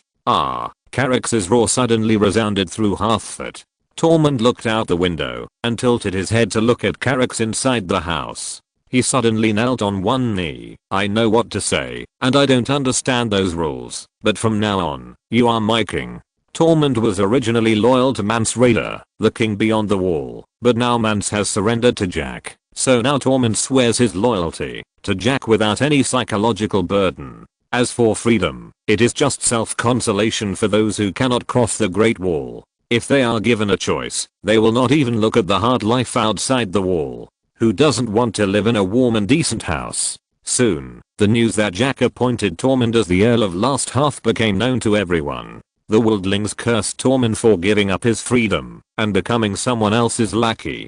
But when the news that Jack was going to build a house for them in the newly added land came out, these people immediately changed their faces and congratulated Tormund for becoming the Earl. So these people were not angry because Tormund gave up his so-called freedom, but because Tormund became the Earl and got benefits, which made these people dissatisfied. Jack first appointed Tormund as the Earl, and then promised to build a house for these wildlings, which instantly boosted the morale of these wildlings, and made them want to go south immediately. Jack looked at the wildlings cheering below from the top of the castle, and muttered to himself, "It seems that only benefits are useful." He suddenly realized that, although blood and surnames can bring him convenience, benefits can actually make others fight for him. However, the wildlings have no discipline at all, and it is impossible to rely on them to conquer the 7 kingdoms, or govern the north. So Jack planned to divide the land north of Hearth City to the wildlings, and use Hearth City as the boundary, to separate the wildlings from the northern nobles. 3 days passed in a flash, and Jack ordered everyone to mobilize and harvest the wheat immediately, otherwise it would rot in the fields. In order to stimulate the enthusiasm of the civilians, Jack even promised that they only needed to hand in half of the grain. As the subjects of the Amber family, farmers generally had to hand in 80% of the grain they grew, leaving only 20% of the rations to maintain their livelihoods. Now Hearth City has lost 1/3 of its population due to the Five Kings Rebellion. If they can leave 50% of the food, there is definitely hope to survive the coming winter. The purpose of Jack letting Tormund announce this news to the public was to consolidate Tormund's position and let the civilians recognize Tormund as a wildling. In fact, the effect was better than Jack imagined, because Tormund lost himself in the cheers of the farmers and directly set the future tax rate at 50%. The taxes of the 7 kingdoms are mainly divided into land rent and household taxes. The household tax is directly paid to the central royal family, and the land rent is paid to their own lords. The rent of the land in the 7 kingdoms is generally 70% to 80% of the harvested grain, and 50% is definitely a very low tax. Jack didn't say much about this. It was obvious that Tormund, as a wildling, didn't understand the meaning of the word exploitation. Chapter 142. The Northern Territory is busy collecting grain. What Jack didn't expect was the time to harvest the grain. Due to the rebellion of the 5 kings, most of the farmers in Hearth City were taken away by Lord Greedjanumber. In addition, in order to fight, the farmers also took away their own farm tools, such as hoes, dung forks, rakes, etc., which were their weapons, to save their lives on the battlefield. When the land, oxen and even farm tools belonged to the Lord, almost no farmer could save money to buy decent weapons. So they could only carry the dung forks and hoes at home to fulfill their combat obligations for their lords. They were called freemen, but in fact they were not much different from serfs. They were just free in legal terms. They had to report to the Lord, even when they left the village. It was precisely because of this that the grain in Hearth City and the surrounding areas could be harvested in half a month, but it took a full 2 months. Not only in the north, except for the Reach and Dawn, the rest of the places were similar, especially the riverlands. The once prosperous Trident River bank is now full of abandoned manors and villages, not to mention harvesting grain. Scouts from the Dread Fort in the south have not stopped in the past 2 months. After discovering that Jack was collecting food, the Bolton family also began to speed up the collection of food. Everyone knows the importance of food, especially Rose Bolton, who has gathered 8,000 men, including 2,000 cavalry. Although these people brought some rations when they enlisted, it was only enough to eat on the road, and the subsequent food and grass still had to be provided by Rose Bolton.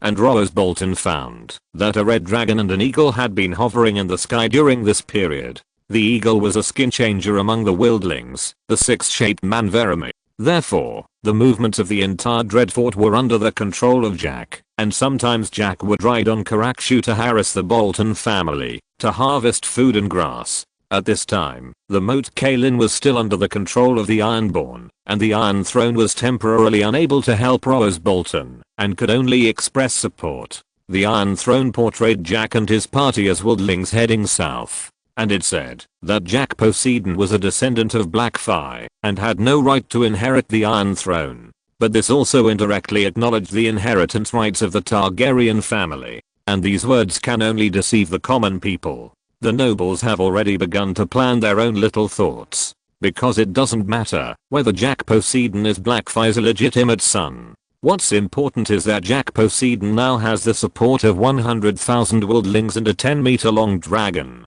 The dragon is the key point. If there is no dragon, Jack is a Targaryen Orthodox, but it's nothing. Give Jack Poseidon another 100,000 wildlings, and the nobles will not consider the possibility of Jack Poseidon's success. But it's different with dragons. If Aegon Targaryen didn't have 3 dragons, Westeros would still be the pattern of the 7 kingdoms. Now, to put it bluntly, Targaryen and Blackfy have obviously united.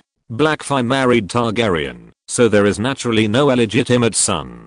If it's just like this, it's okay. After all, in the end, whether it is orthodox or not depends on strength. If Baratheon can occupy the Iron Throne for 3 generations, then the Baratheon dynasty is orthodox. The question is whether the Baratheon dynasty can last for 3 generations. You know, there is 1 Blackfy dragon and 3 Targaryen dragons now. In less than 10 years, there will be 4 dragons participating in the war for the Iron Throne. Facing the dragons, these nobles have to think carefully about which side they will stand on. Tywin Lannister also felt the undercurrent, so he wanted to take advantage of Joffrey's wedding to coerce and lure these nobles. At the same time, a huge merchant ship appeared at the Meereen dock. Most of the hull of this ship is black. It is the Black Pearl, a luxurious modified ship second only to the Poseidon in Atlantis. And the Black Pearl is different from the Poseidon.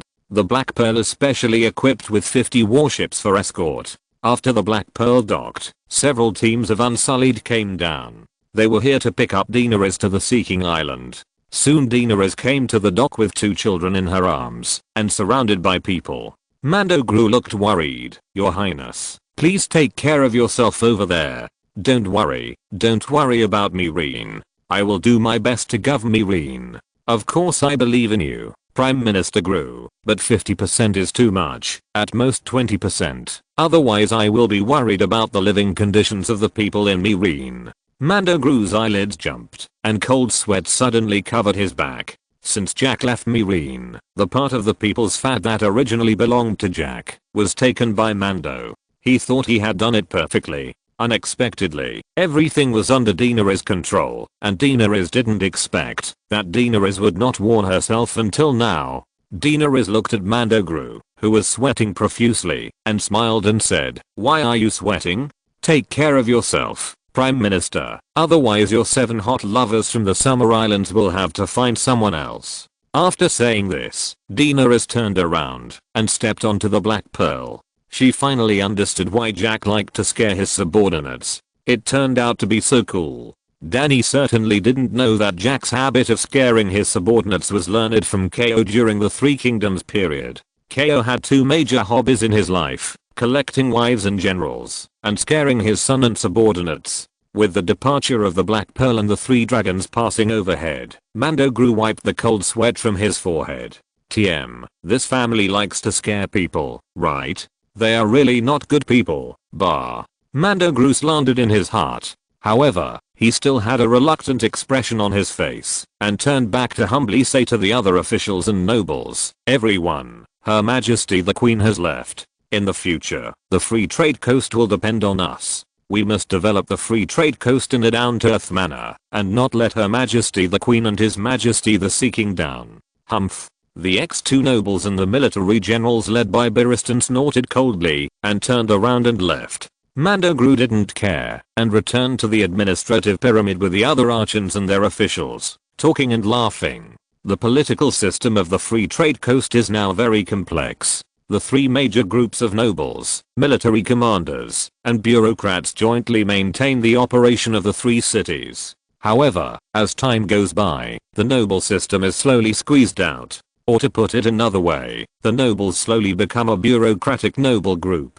with some of the feeling of aristocratic gentry.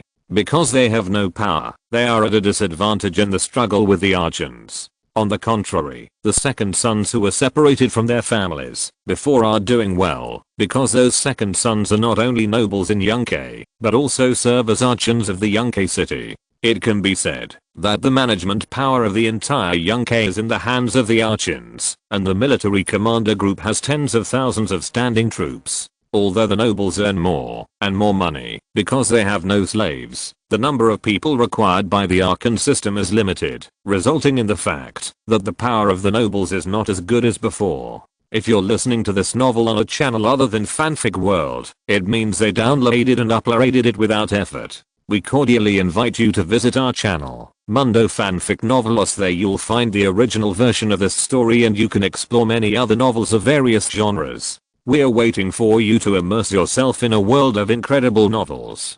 Chapter 143 Joffrey's Revenge. Westeros, King's Landing, Red Castle.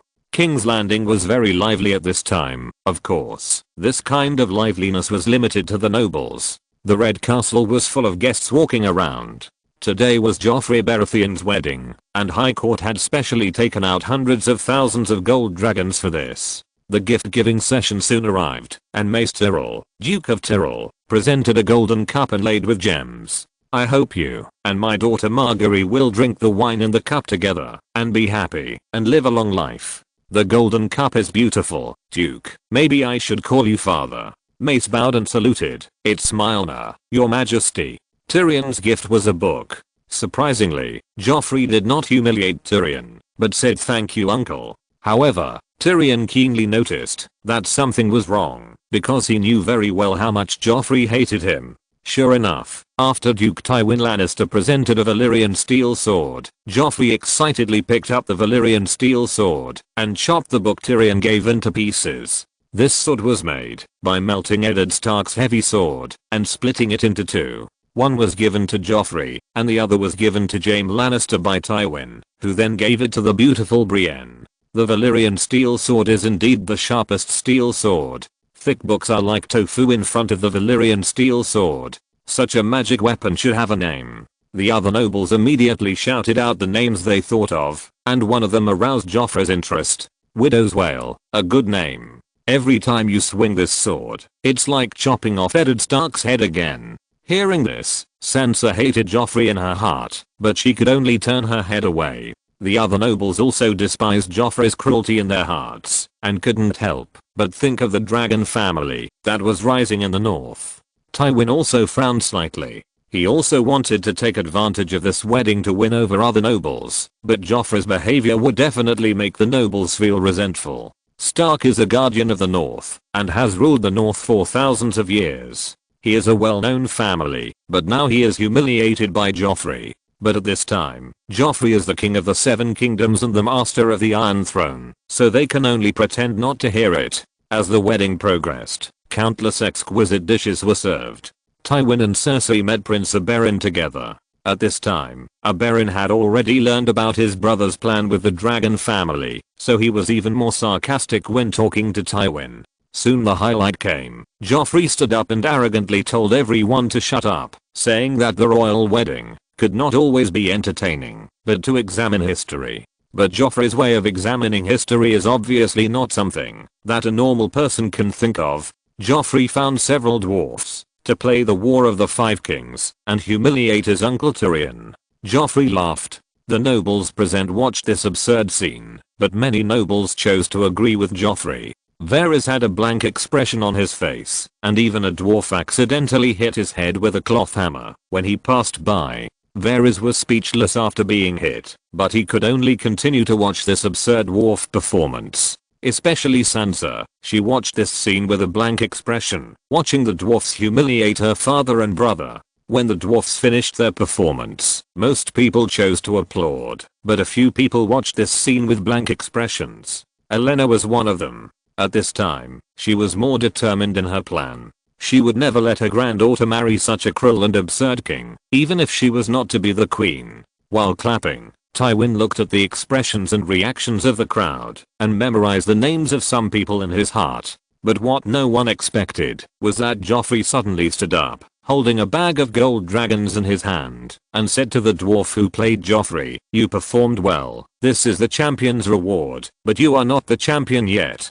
The real champion must defeat all challengers. But there must be someone who dares to challenge my authority, uncle, or you come. There must be extra costumes." Joffrey wanted to humiliate Tyrion and establish his own authority, but Tyrion's most powerful thing was his mouth. Tyrion stood up with a smile. "The previous war was enough for me, your majesty." Everyone knew that Tyrion was referring to the Battle of the Blackwater River. Tyrion made a great contribution in that war, but after the war he only got a meaningless position as the Chancellor of the Exchequer. Tyrion continued, "I still want to save the rest of my face. You should go on the field yourself. Their performance is just a poor imitation of your heroic performance on the battlefield." Tyrion was hinting at Joffrey's desertion at the time. Almost everyone knew about this matter. It was not a secret. Many people saw it at the time. I saw it with my own eyes. Perhaps you can take the newly forged Valyrian steel sword and walk down from your high table to show everyone how a real king wins the throne. But you have to be careful. The guy who plays you is obviously too hungry. If the king loses his virginity before the wedding night, it will be terrible. Tyrion's words made everyone laugh, but then they immediately stopped laughing. Obviously, it was not a wise thing to laugh at a cruel and petty king. Joffrey's chest was heaving wildly at this moment, and he was obviously extremely angry. He picked up a glass of red wine and came behind Tyrion, and Tyrion took a sip of the red wine in front of him slowly. Joffrey poured all the wine in his hand on Tyrion's head. Tyrion forced a smile and said calmly, "It's a pity to spill the fine wine from the other side of the continent. It's not spilled, it's..."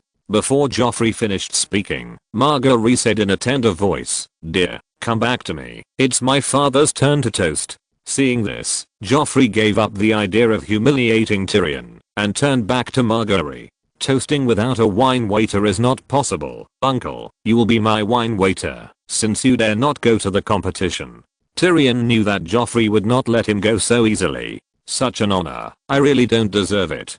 Tyrion was ready to refuse politely, but Joffrey obviously didn't intend to let him go. "This is not an honor." Tyrion stared at Joffrey, but he knew that he was no longer the acting prime minister and had no power at all. So he took a deep breath, left his seat and slowly walked to Joffrey, ready to take the cup and pour wine for Joffrey. Chapter 144. Joffrey must die. At the moment, when Tyrion took the cup, Joffrey let go of his hand, and the cup fell to the ground with a clatter. The crisp sound of the cup falling to the ground was extremely harsh at the wedding scene, and everyone watched this scene silently. Tyrion glanced at Joffrey and slowly bent down to pick up the cup, but he still underestimated Joffrey's integrity. Joffrey kicked the cup under the table. Joffrey looked at Tyrion with a smug expression on his face. He looked at Tyrion arrogantly, and the meaning was self-evident. He wanted Tyrion to crawl under the table to pick up the wine glass. Even Margaery and Tywin couldn't stand this scene. The nobles present didn't know the respective personalities and grievances of Tyrion and Joffrey, but at the wedding scene, Joffrey's performance was really unbearable. He had no tolerance at all. If it was other people, it would be fine. The key was his uncle, who was also a key figure in the Battle of the Blackwater. Even his uncle could be treated like this and humiliated in every way, so it goes without saying how he treated other people. At this time, Margaery, Tywin, Olenna, Varys and others on the stage all had gloomy faces. Only Cersei had not realized anything yet and was watching Tyrion being humiliated with a look of satisfaction. Just when Tyrion was about to pick up the cup, Sansa took the initiative to come under the table, to pick up the cup, and handed it to Tyrion.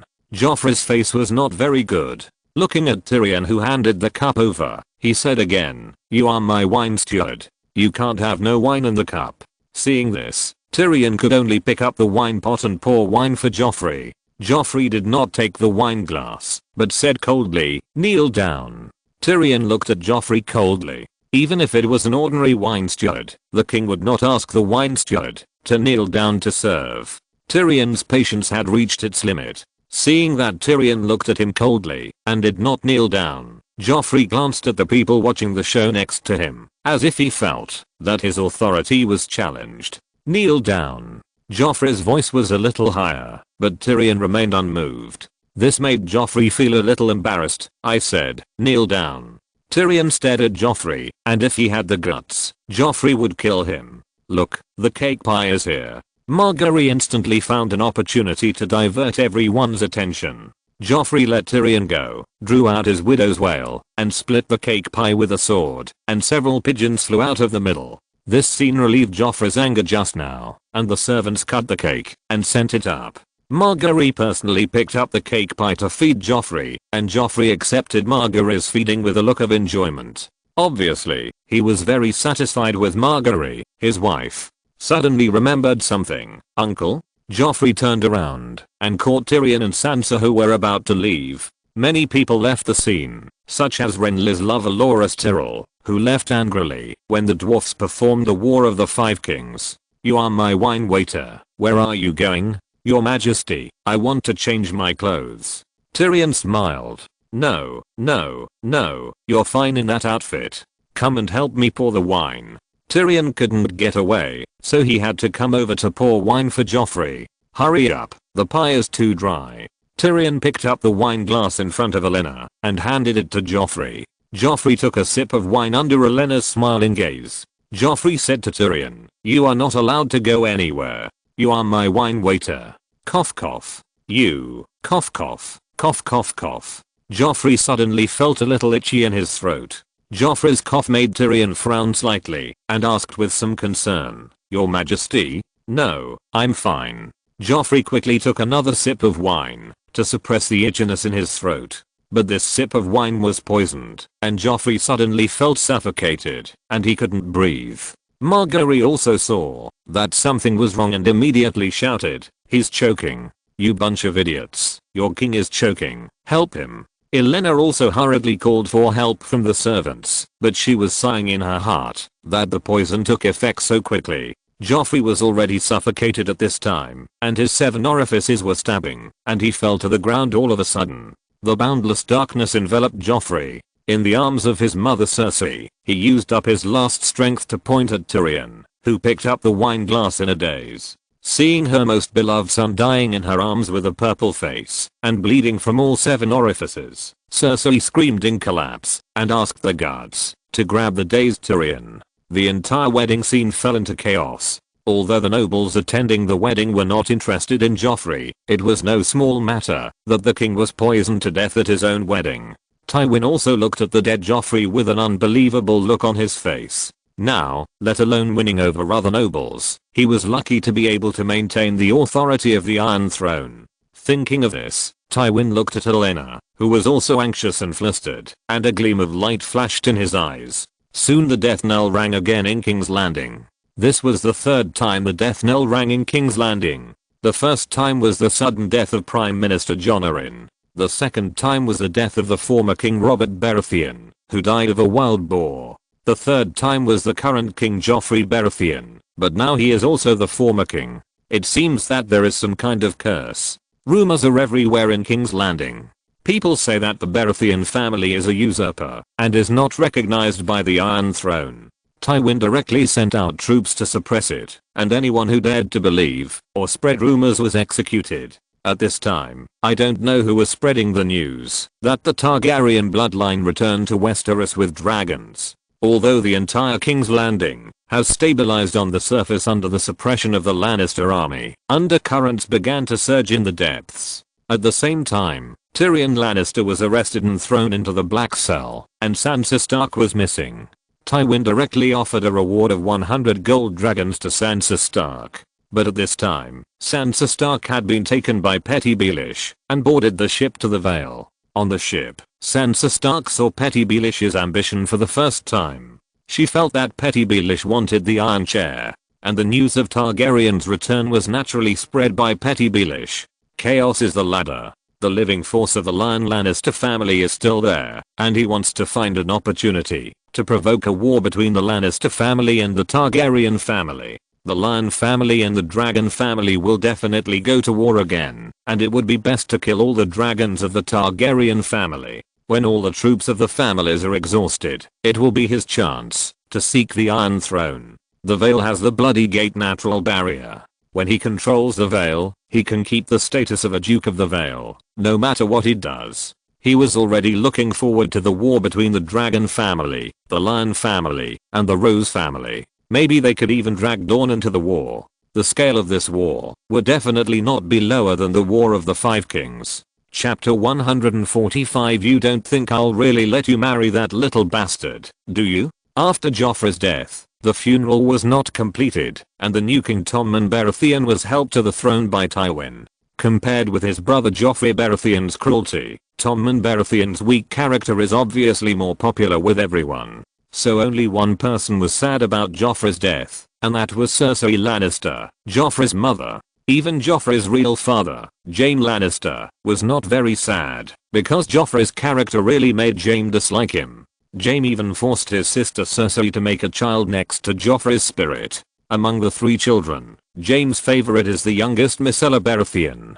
But Myrcella Baratheon's life and death are now uncertain, and it is only known that she is in the hands of the descendant of the Blackfyre who started the army in the north. After Joffrey's funeral, it was the trial of Tyrion, and Cersei was eager to kill Tyrion. Although Tyrion is Cersei's younger brother, Jaime is the only one in the Lannister family who regards Tyrion as a relative. Even their father Tywin Lannister had the idea of killing Tyrion, and this time he finally had the chance. In fact, Tywin didn't like Tyrion, not only because Tyrion was a dwarf. It is said that the Mad King Aerys often summoned Tywin's wife alone. Then she died of dystocia when she gave birth to Tyrion. In addition, Tyrion was a dwarf. If it weren't for the protection of morality and law, Tywin would have thrown Tyrion into the Sunset Sea to feed the sharks. In fact, Tyrion does look a bit like the offspring of the Mad King. He has one black eye and one green eye, and his long straight hair is almost golden and white, with some characteristics of Targaryen blood. And in the American TV series, Tyrion released the dragon in the basement of the pyramid, and the dragon did not hurt Tyrion, but cooperated quite well. Some clues can be seen from here, but no one knows what the truth is. No one knows what Aerys did when he summoned Jonah alone. However, what Tywin needs to solve most at present is not the trial of Tyrion, but the vague attitude of Highgarden Rose. After Joffrey's death, Tywin wanted Tommen Baratheon to marry Marguerite Tyrell, so that the alliance could continue.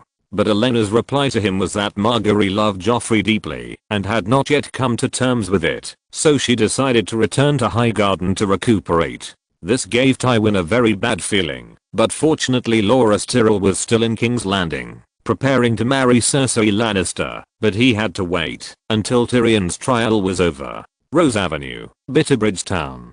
The Highgarden army was replenishing supplies here, and Marguerite was holding her cheeks in a daze. She had been like this for half an hour. What are you thinking about, my delight of Highgarden? Olenna looked at Marguerite with a smile on her face. I have always wanted to be queen, and I have made a lot of efforts for this. But you see, my first husband was a gay, and died of shadow magic. My second husband was cruel, and was poisoned to death at his own wedding, and I'm still the bride. Marguerite looked sad, and for the first time she felt that her dream of becoming a queen was a bubble in the air, and could be shattered at any time. Olenna looked at Marguerite, and knew that she was a little discouraged.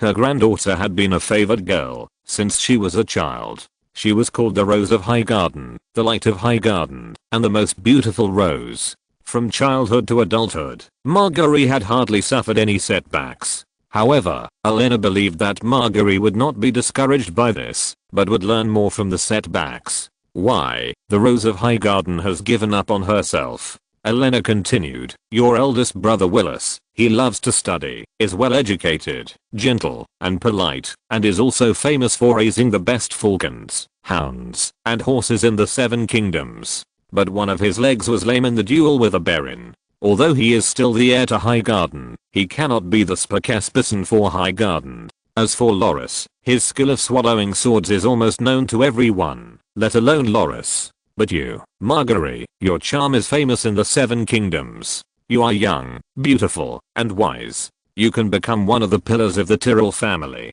Marguerite bit her lower lip lightly and said worriedly, but after Joffrey's death, Tywin Lannister ordered the entire city to be blocked to find Sansa and the murderer who poisoned her. If we leave now, won't he suspect us? In this case, I'm afraid Tywin Lannister will not allow me to become Tommen Baratheon's queen. Olenna smiled and shook her head, holding Margaery's hand and said, Tywin mentioned your marriage to Tommen to me, but I refused. Margaery was stunned and said uncertainly, is it because of the Blackfire dragon rider in the north? Part of it, but not all. Do you remember the language of the Tyrell family? Endless life. Margaery certainly would not forget it. Yes, endless life, but if you want endless life, you must have enough judgment, and eggs cannot be placed in cages. The marriage between Loras and Cersei is enough. The current situation is not worth it for you to marry Lannister. Olenna stared into Margaery's eyes and suddenly said meaningfully, and you don't really think that your grandmother will let you marry a little beast, right?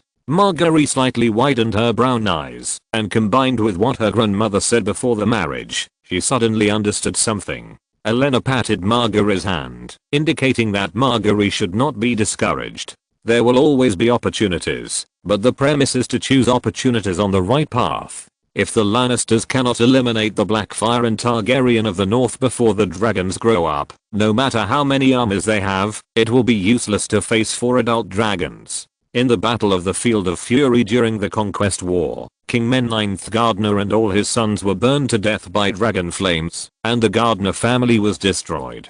Harlan Tyrell, the steward of the King of the Reach, offered Highgarden to the Conqueror, for which Egon granted both Highgarden and the Reach to the Tyrell family, and named them Supreme Lords of the Reach. Olenna knew very well how the Tyrell family got the position of guarding the Reach, and the fighting power of dragons was clearly written in the history books of the Tyrell family. The Blackfire of the North did not bring any soldiers with him, but he used dragons to subdue the wildlings, and brought all the wildlings and the Night's Watch under his command.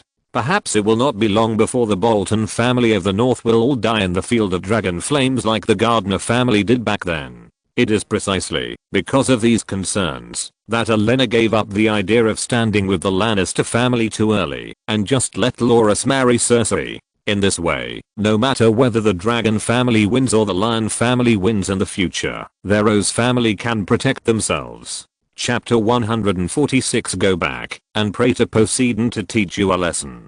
Joffrey's death was planned by Olenna and Petty. Obviously, Joffrey's mood swings and cruelty made the Queen of Thorns Olenna and Petty Littlefinger feel threatened, and they were unable to control the overall situation. Especially Joffrey's performance at the wedding banquet made Olenna, who was still hesitant, more determined to poison. Although poisoning the king is a serious crime, as Baelish said, as long as there is no motive, no one can guess the real murderer. In fact, Olenna guessed that Tywin might not know that Petty Baelish was one of the murderers, but he probably guessed that he was the murderer. However, judging from Tywin's reaction, it is obvious that Tywin does not like Joffrey, his grandson. Compared with the uncontrollable Joffrey, Tommen, who has a weak character, is more suitable to be the king in everyone's mind. After Olenna's family returned to Highgarden, some nobles in King's Landing seemed to have discovered some disturbances and chose to evacuate King's Landing and return to their own territory to prepare for war. Obviously, the war is coming. Now, the only 4 places that still have the real fighting power are the Westerlands, the Reach, the Vale, and Dorne. The other duchies are basically in a semi-crippled state. Even if they can still send troops, the number is extremely limited. The North, the last half. At this time, in the hall of the castle, the Wildling faction headed by Tormund and the Northern Noble faction sat on both sides of the hall in a clear distinction. Jack sat on the seat just above. Everyone, the food has been harvested. Now we have enough food and soldiers. We can try to march south, but my plan is to wait 3 months before launching a war with the Bolton family. Now Jack's strength is enough to compete with the Bolton family. There are 5,000 Sons of Winter, 1,000 heavy cavalry, and 800 troops, provided by the northern nobles. However, due to the chaos of internal factions, the Wildlings under Jack are not in harmony with the northern nobles. Fortunately, the Wildlings are loyal to Jack, and the northern nobles also swore allegiance to Jack under the example of Lyanna. In addition, with the presence of Carax, both sides can barely control their emotions. Your Majesty, why 3 months later? Doesn't that give Rose Bolton more time to prepare? The little bear girl asked, puzzled. The little bear girl's question also confused the other nobles who were willing to support Jack against the Bolton family. The wildlings were picking their noses and waiting for orders as they watched Jack, and now the warm castle no longer needed them to keep warm with their noses. For the wildlings, they didn't understand any strategic arrangements at all. They just knew to obey Jack's orders. Since they followed Jack, Jack's orders had never been wrong. Now of course we can launch a decisive battle against Rose Bolton, but in 3 months, we will have 2 dragons to join the battle, Jack said with a smile. Hearing this, the nobles of the north looked at each other, and then a viscount asked tentatively, is it the queen? After they defected to Jack's command, they learned that Jack was a bastard, and they were going to return the same way, because the news they received was that Jack was a legitimate Targaryen, but they saw that he was a Blackfire with the surname Poseidon. But when they saw Carax and learned that Daenerys Targaryen married Jack, they gave up the plan to return the same way and chose to be loyal to Jack Poseidon. Jack also promised them that he would support Stark to become the Duke of the North again.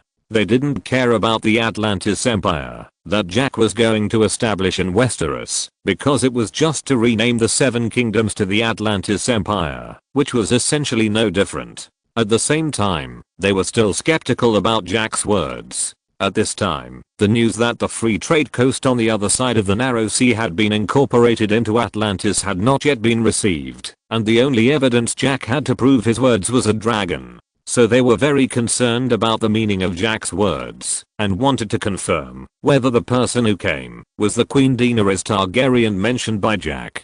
Yes, I received a letter the day before yesterday.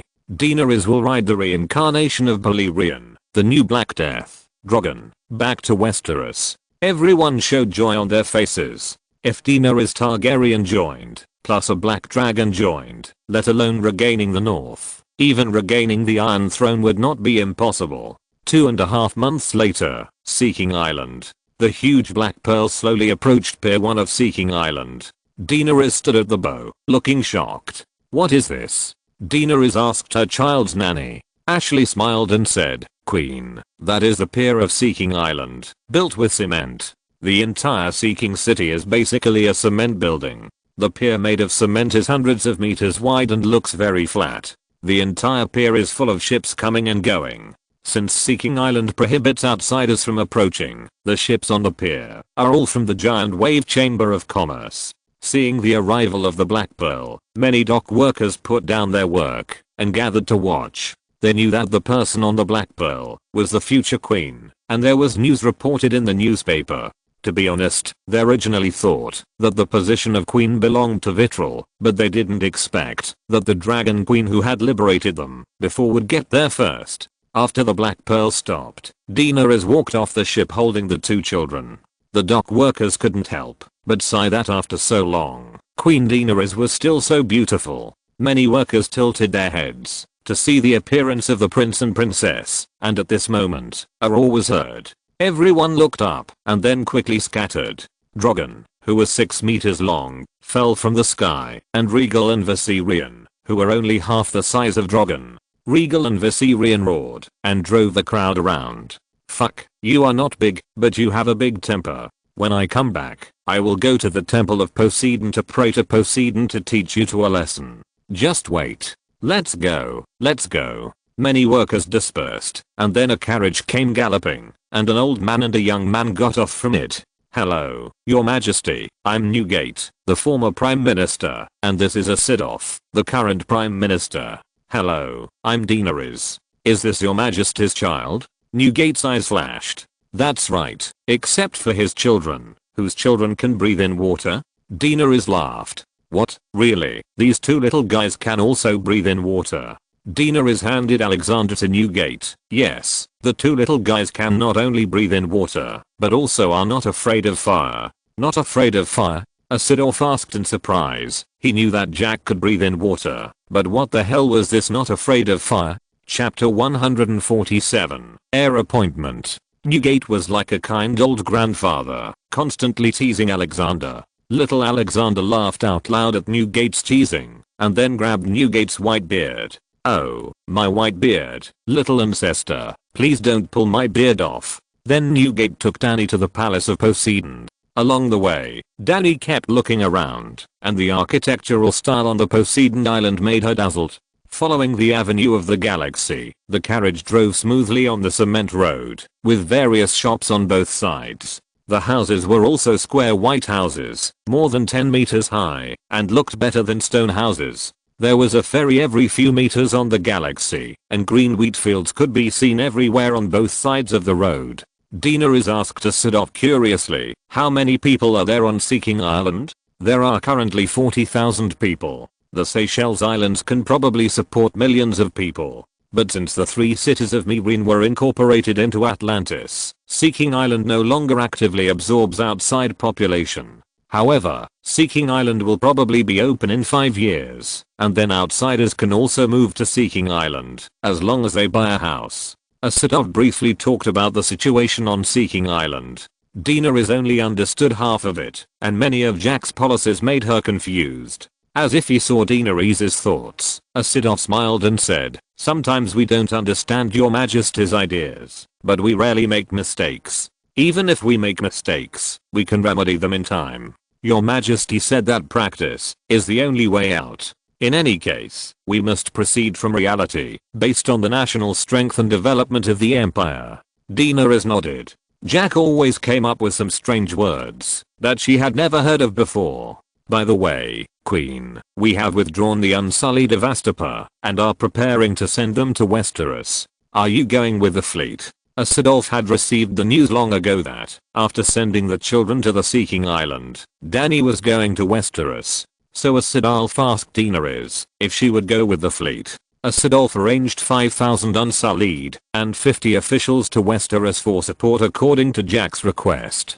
Jack needed manpower to manage the wildlings, and some key positions also needed his own people to take up. "No, I will ride Drogon directly there. It will take too long to take a boat, more than a year." Asadolf nodded. Riding a dragon is indeed much faster than taking a boat. It is estimated that it will take less than a week to reach Westeros. In the evening, Dina is sat in the carriage. She will go to the Temple of Poseidon and be officially crowned as queen in front of the statue of Poseidon. Alexander's crown prince and Elizabeth's princess will also be crowned before the Temple of Poseidon. During this afternoon, Dina has had a general understanding of the situation in Atlantis. Even without the 3 cities of Myrene on the free trade coast, Atlantis' strength should not be underestimated. In just a few years, Atlantis will become one of the strongest forces in the world. Atlantis' ability to make money is too strong. The profits of commodities such as fine salt, Poseidon's brew, soap, and glass are very high, and with the expansion of production and caravans, the profits will only increase. The most important thing is the cement produced by the cement factory. Dina has never heard of this thing. The price of cement is low but strong and durable.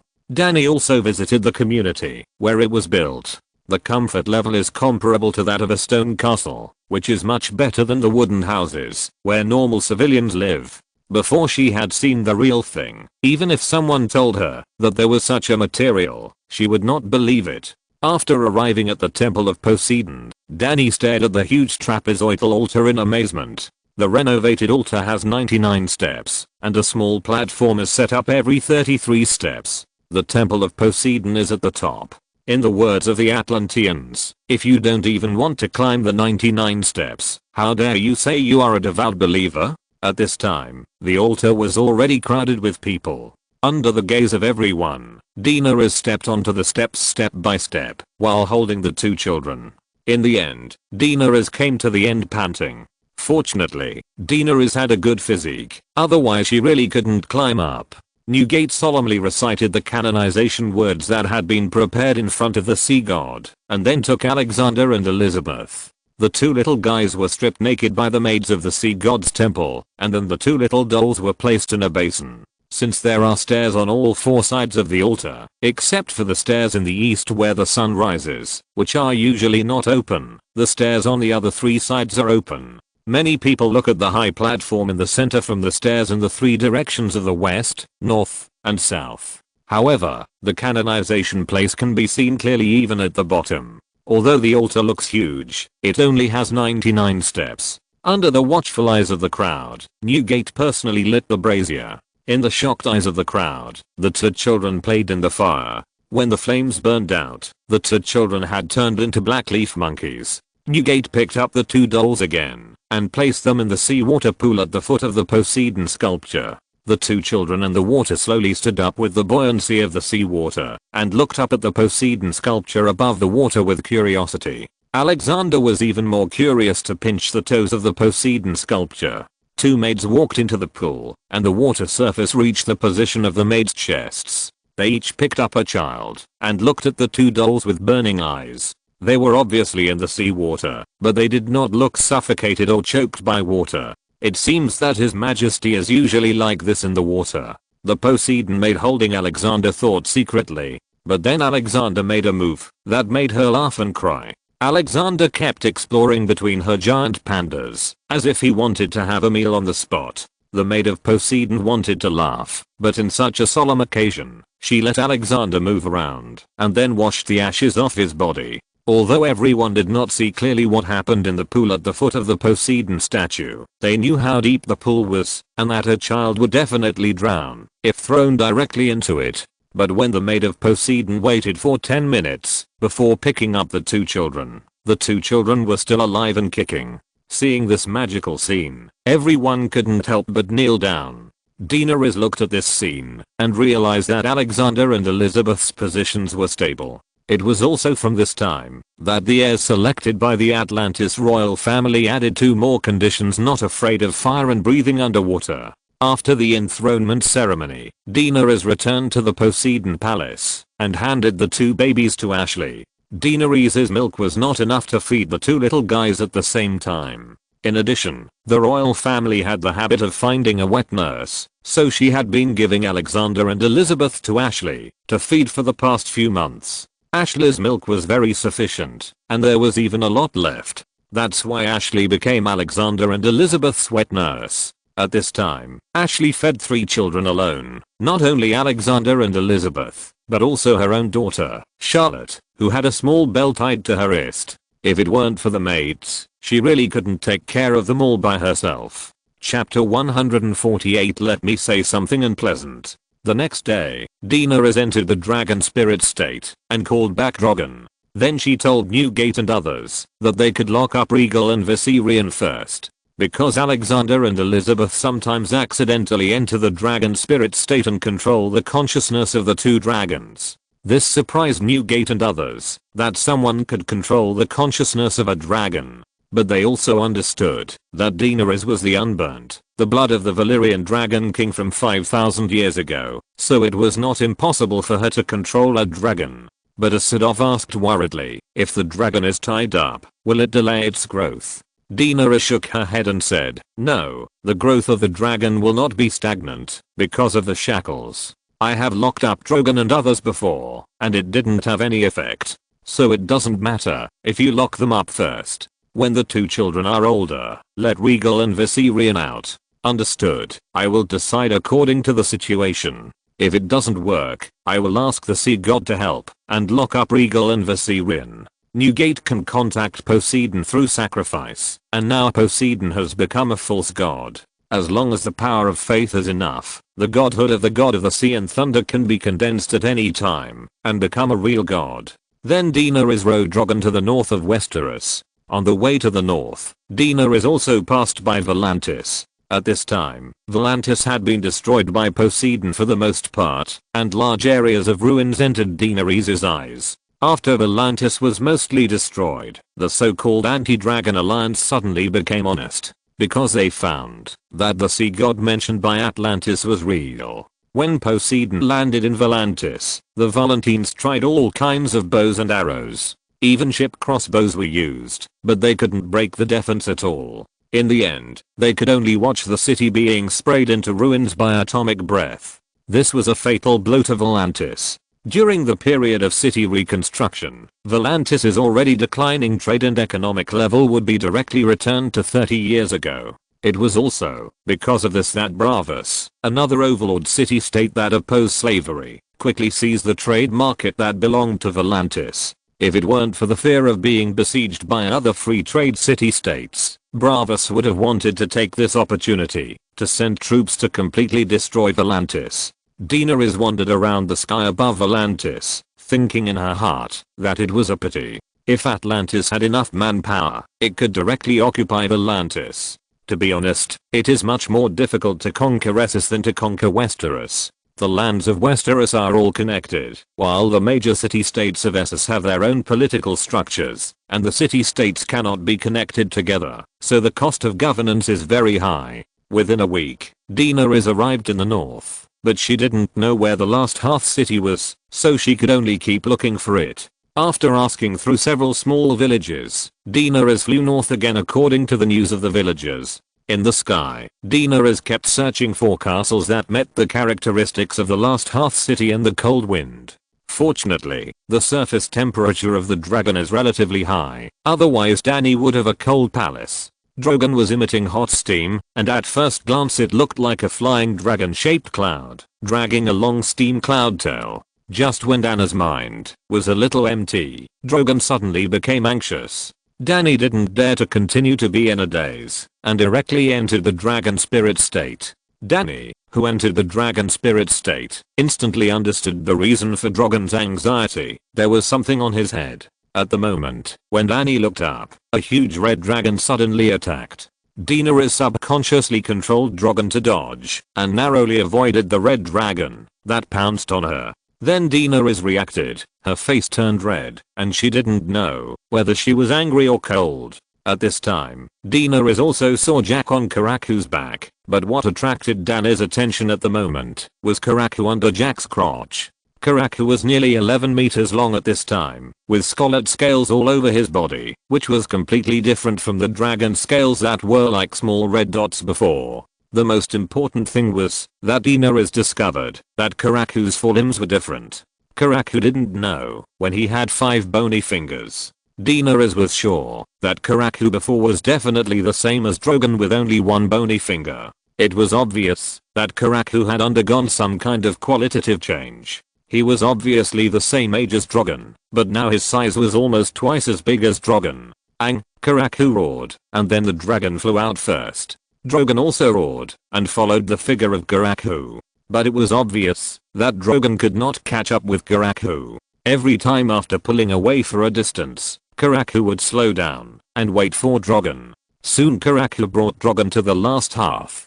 2 dragons, one large and one small, roared and flew over their heads. A large number of civilians walked out of their houses and looked up at the dragons. Karaku and his men were tired of watching them, but they didn't expect that another black dragon would come, and they could enjoy their rise again. That's right, Karaku was tired of watching them at this time. In the ancient times, when there was a lack of entertainment, watching dragons became one of the few pleasures for civilians. And Karaku was very smart. Whenever there were civilians looking at him, as long as Karaku was free, he would stretch his wings to show his strength, and then enjoy the exclamations of the civilians. The 2 dragons landed in the square in front of the castle. With the roar of the strange dragons, the eyes of the nobles in the castle suddenly lit up.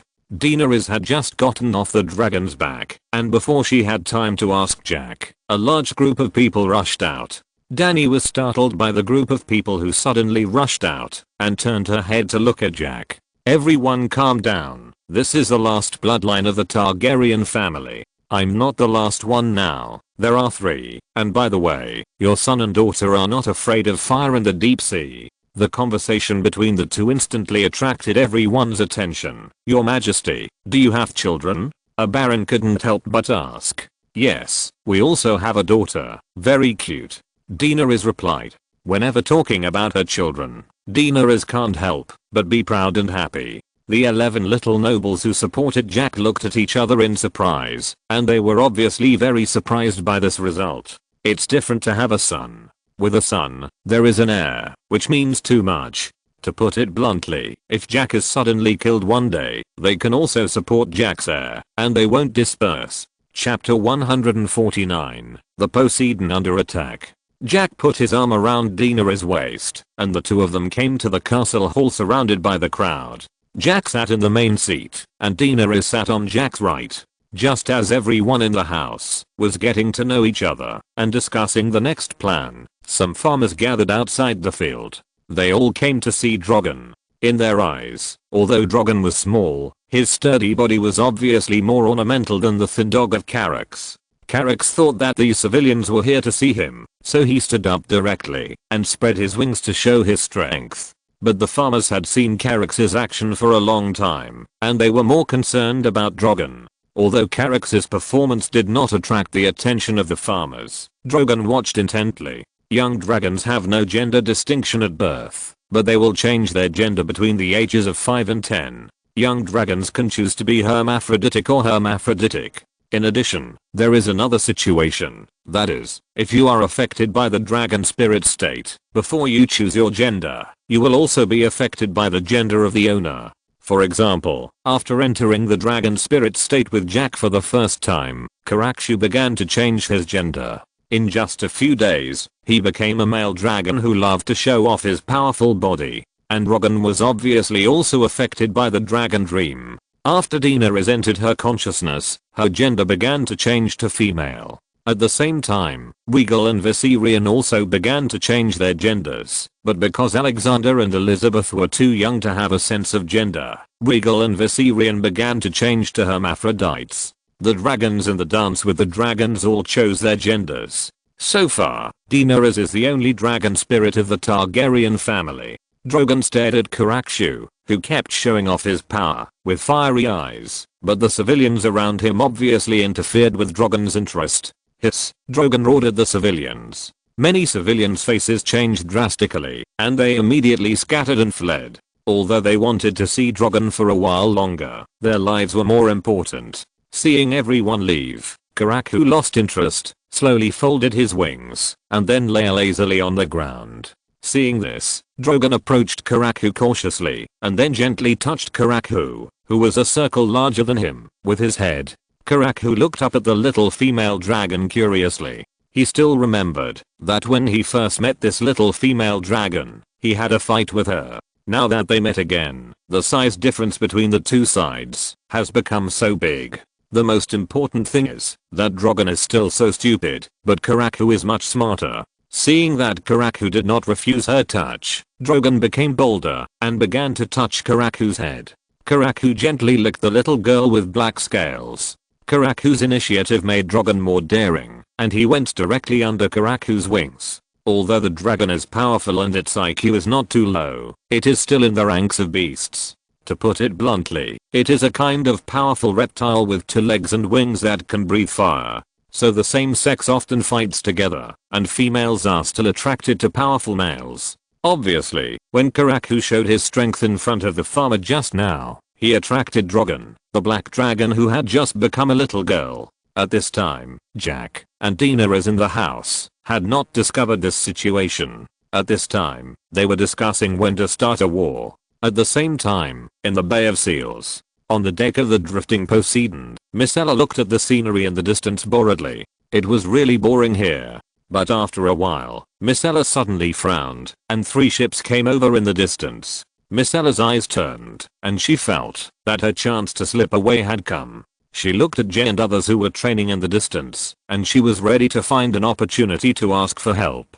But soon Myrcella's face changed again, because she saw the flags of the 3 ships, clearly the Golden Sea Monster, which was the Greyjoy family, also known as the Sea Monster family. The Greyjoy family is the Duke family of the Iron Islands. During the rebellion of the 5 Kings, Lord Balon Greyjoy rebelled again, calling himself King Balon, and proclaiming himself King of the Iron Islands. The land of the Iron Islands is barren, and the Greyjoy family makes a living by plundering. Their family motto is that force is better than hard work. Sir, pirates are coming. Myrcella hurriedly ran to go. Obviously she also knew that it was better to be on the Sea King than to fall into the hands of pirates. Go, who was fighting with several men, frowned. Pirates? This is the Bay of Seals, right? It's the Greyjoy family's clipper. They sometimes pass through the Bay of Seals to rob the north. Go was a little surprised. You know all this? Of course, I'm a royal princess. Isn't it normal for me to know this? The Maesters teach me every day. Myrcella explained. Go came to the edge of the deck and saw 3 clippers, but Go was not panicked at all. They were just 3 pirate ships. However, Jet also became alert. He thought that there would be no pirates in such a desolate place, and the Poseidon had no sentry tower, so Jet did not notice the approach of the pirates. It seems that I have to arrange people to stand guard in the future. Jet thought to himself. Ryan, Wahan, you two go to gather the rowers and move the ship crossbows over. After receiving the order, Ryan and Wahan immediately went to make arrangements. There were 100 rowers on the Poseidon. These rowers were strong and healthy. As long as they picked up weapons and put on leather armor, they would be elite soldiers. In addition, there were 4 mobile crossbow carts on the Poseidon. Usually, the crossbow carts were fixed in the center of the deck and would not load the crossbows. Each crossbow cart was also equipped with 10 crossbow arrows, each of which was 1 meter long. The effective range of the crossbow cart was 300 steps, and it could easily penetrate the hull within 300 steps. In the American TV series, the range of the dragon shooting crossbow seemed to be at least 500 steps, but in fact, in ancient times, the effective range of the crossbow cannon could reach 300 meters, which was a very sophisticated equipment. As the 3 Greyjoy clippers approached, 100 rowers quickly put on their leather armor and long swords, and 4 crossbow carts were pulled to the edge of the deck. Jet and 8 royal guards wearing whale shark armor stood on the edge of the deck and stared at the 3 approaching longships. Miss Ella and the maids on the ship all hid in the cabin. At this time, on the longship, Zyrtau stared at the Poseidon with fiery eyes. He didn't expect to encounter such a big ship in Seal Bay. At the same time, he also guessed the origin of this ship. It should be the Dragon family ship that took Miss Ella Baratheon away from Dawn. Chapter 150, Shrimphead, Seeking Fortune in Danger. 4 years ago, Shrimphead was a little pirate wandering in the Jade Sea. Then he took advantage of his boss's accident, killed his boss's son, and ran away with all the money. After several twists and turns, he finally came to Westeros to make a living. Because of an unexpected situation, he was forced to join the looting fleet of the Iron Islands. Because of his rich experience in looting and his ruthless style of doing things, he was left in the Iron Islands to make a living, nicknamed Shrimphead. And until now, he had followed Asher Greyjoy to plunder the north before and became the captain of 3 ships, wandering in the north of the north with 22 people. At this time, Shrimphead looked hesitant. There must be a lot of guards on such a large ship, but if he went back to call people, the ship would probably disappear. When he came back, just as Shrimphead was hesitating, he suddenly saw 9 guards in blue armor on the deck of the bow. The blue armor worn by the leader was extremely handsome, which instantly took over Shrimphead's greed. And there were no other guards on the deck. With the ruthlessness and good fighting skills of the Ironborn, 22 people might be able to take down this huge merchant ship. Even if he could capture Miss Ella, he could bring her to the Iron Throne to seek credit, and it would not be impossible for him to become a noble and establish a century-old family in the future. Shrimphead is a person who has always believed in seeking wealth and honor in danger, but at the same time he also retained a trace of vigilance. The 9 guards on the deck gave Shrimphead confidence. At Shrimphead's order, the 3 speedboats accelerated and rushed towards the Sea Emperor, and at the same time prepared flying claws, ready to climb the Sea Emperor at any time. The distance between the 2 sides was getting closer and closer, and soon it was less than 100 meters. Jeff felt that the timing and distance were almost right, so he asked several crossbowmen to prepare and immediately fire crossbows, as long as they were within 50 meters. Shrimphead looked at the Sea Emperor getting closer and closer, and couldn't help showing excitement on his face. It seemed that there were no defensive weapons on the Sea Emperor, and the advantage was mine. Soon, Shrimphead's 3 speedboats were only 20 meters away from the Sea Emperor, which was basically the same as face to face on the sea. Jet sneered, waved his hand, and launched 4 crossbow carts in front of the horrified eyes of the Shrimphead. The crossbowman quickly fixed the base of the crossbow carts, and then aimed at the speedboat where the Shrimphead was. Shoot! 4 sounds of breaking through the air sounded, and the 1-meter-long crossbow arrows directly penetrated the hull, taking away one of the Shrimphead's men. Seeing this, the shrimp head was terrified and then shouted loudly, "Speed up, stick to it, our ship has been hit by a hole, either die or rob that big ship and live a life of wealth and honor from now on, charge." The shrimp head understood human nature very well and knew that he had fallen into the trap of the Poseidon. It was too late to escape and he could only use the threat of wealth and death to make his crew members fight desperately. Only if everyone fought together, there would be a chance to survive, and even wealth would be in front of them. After approaching the Poseidon, the shrimp head had already endured 3 waves of crossbow bombardment, and the 3 speedboats were already in ruins. If they could not take down the Poseidon, they would be buried in the Seal Bay.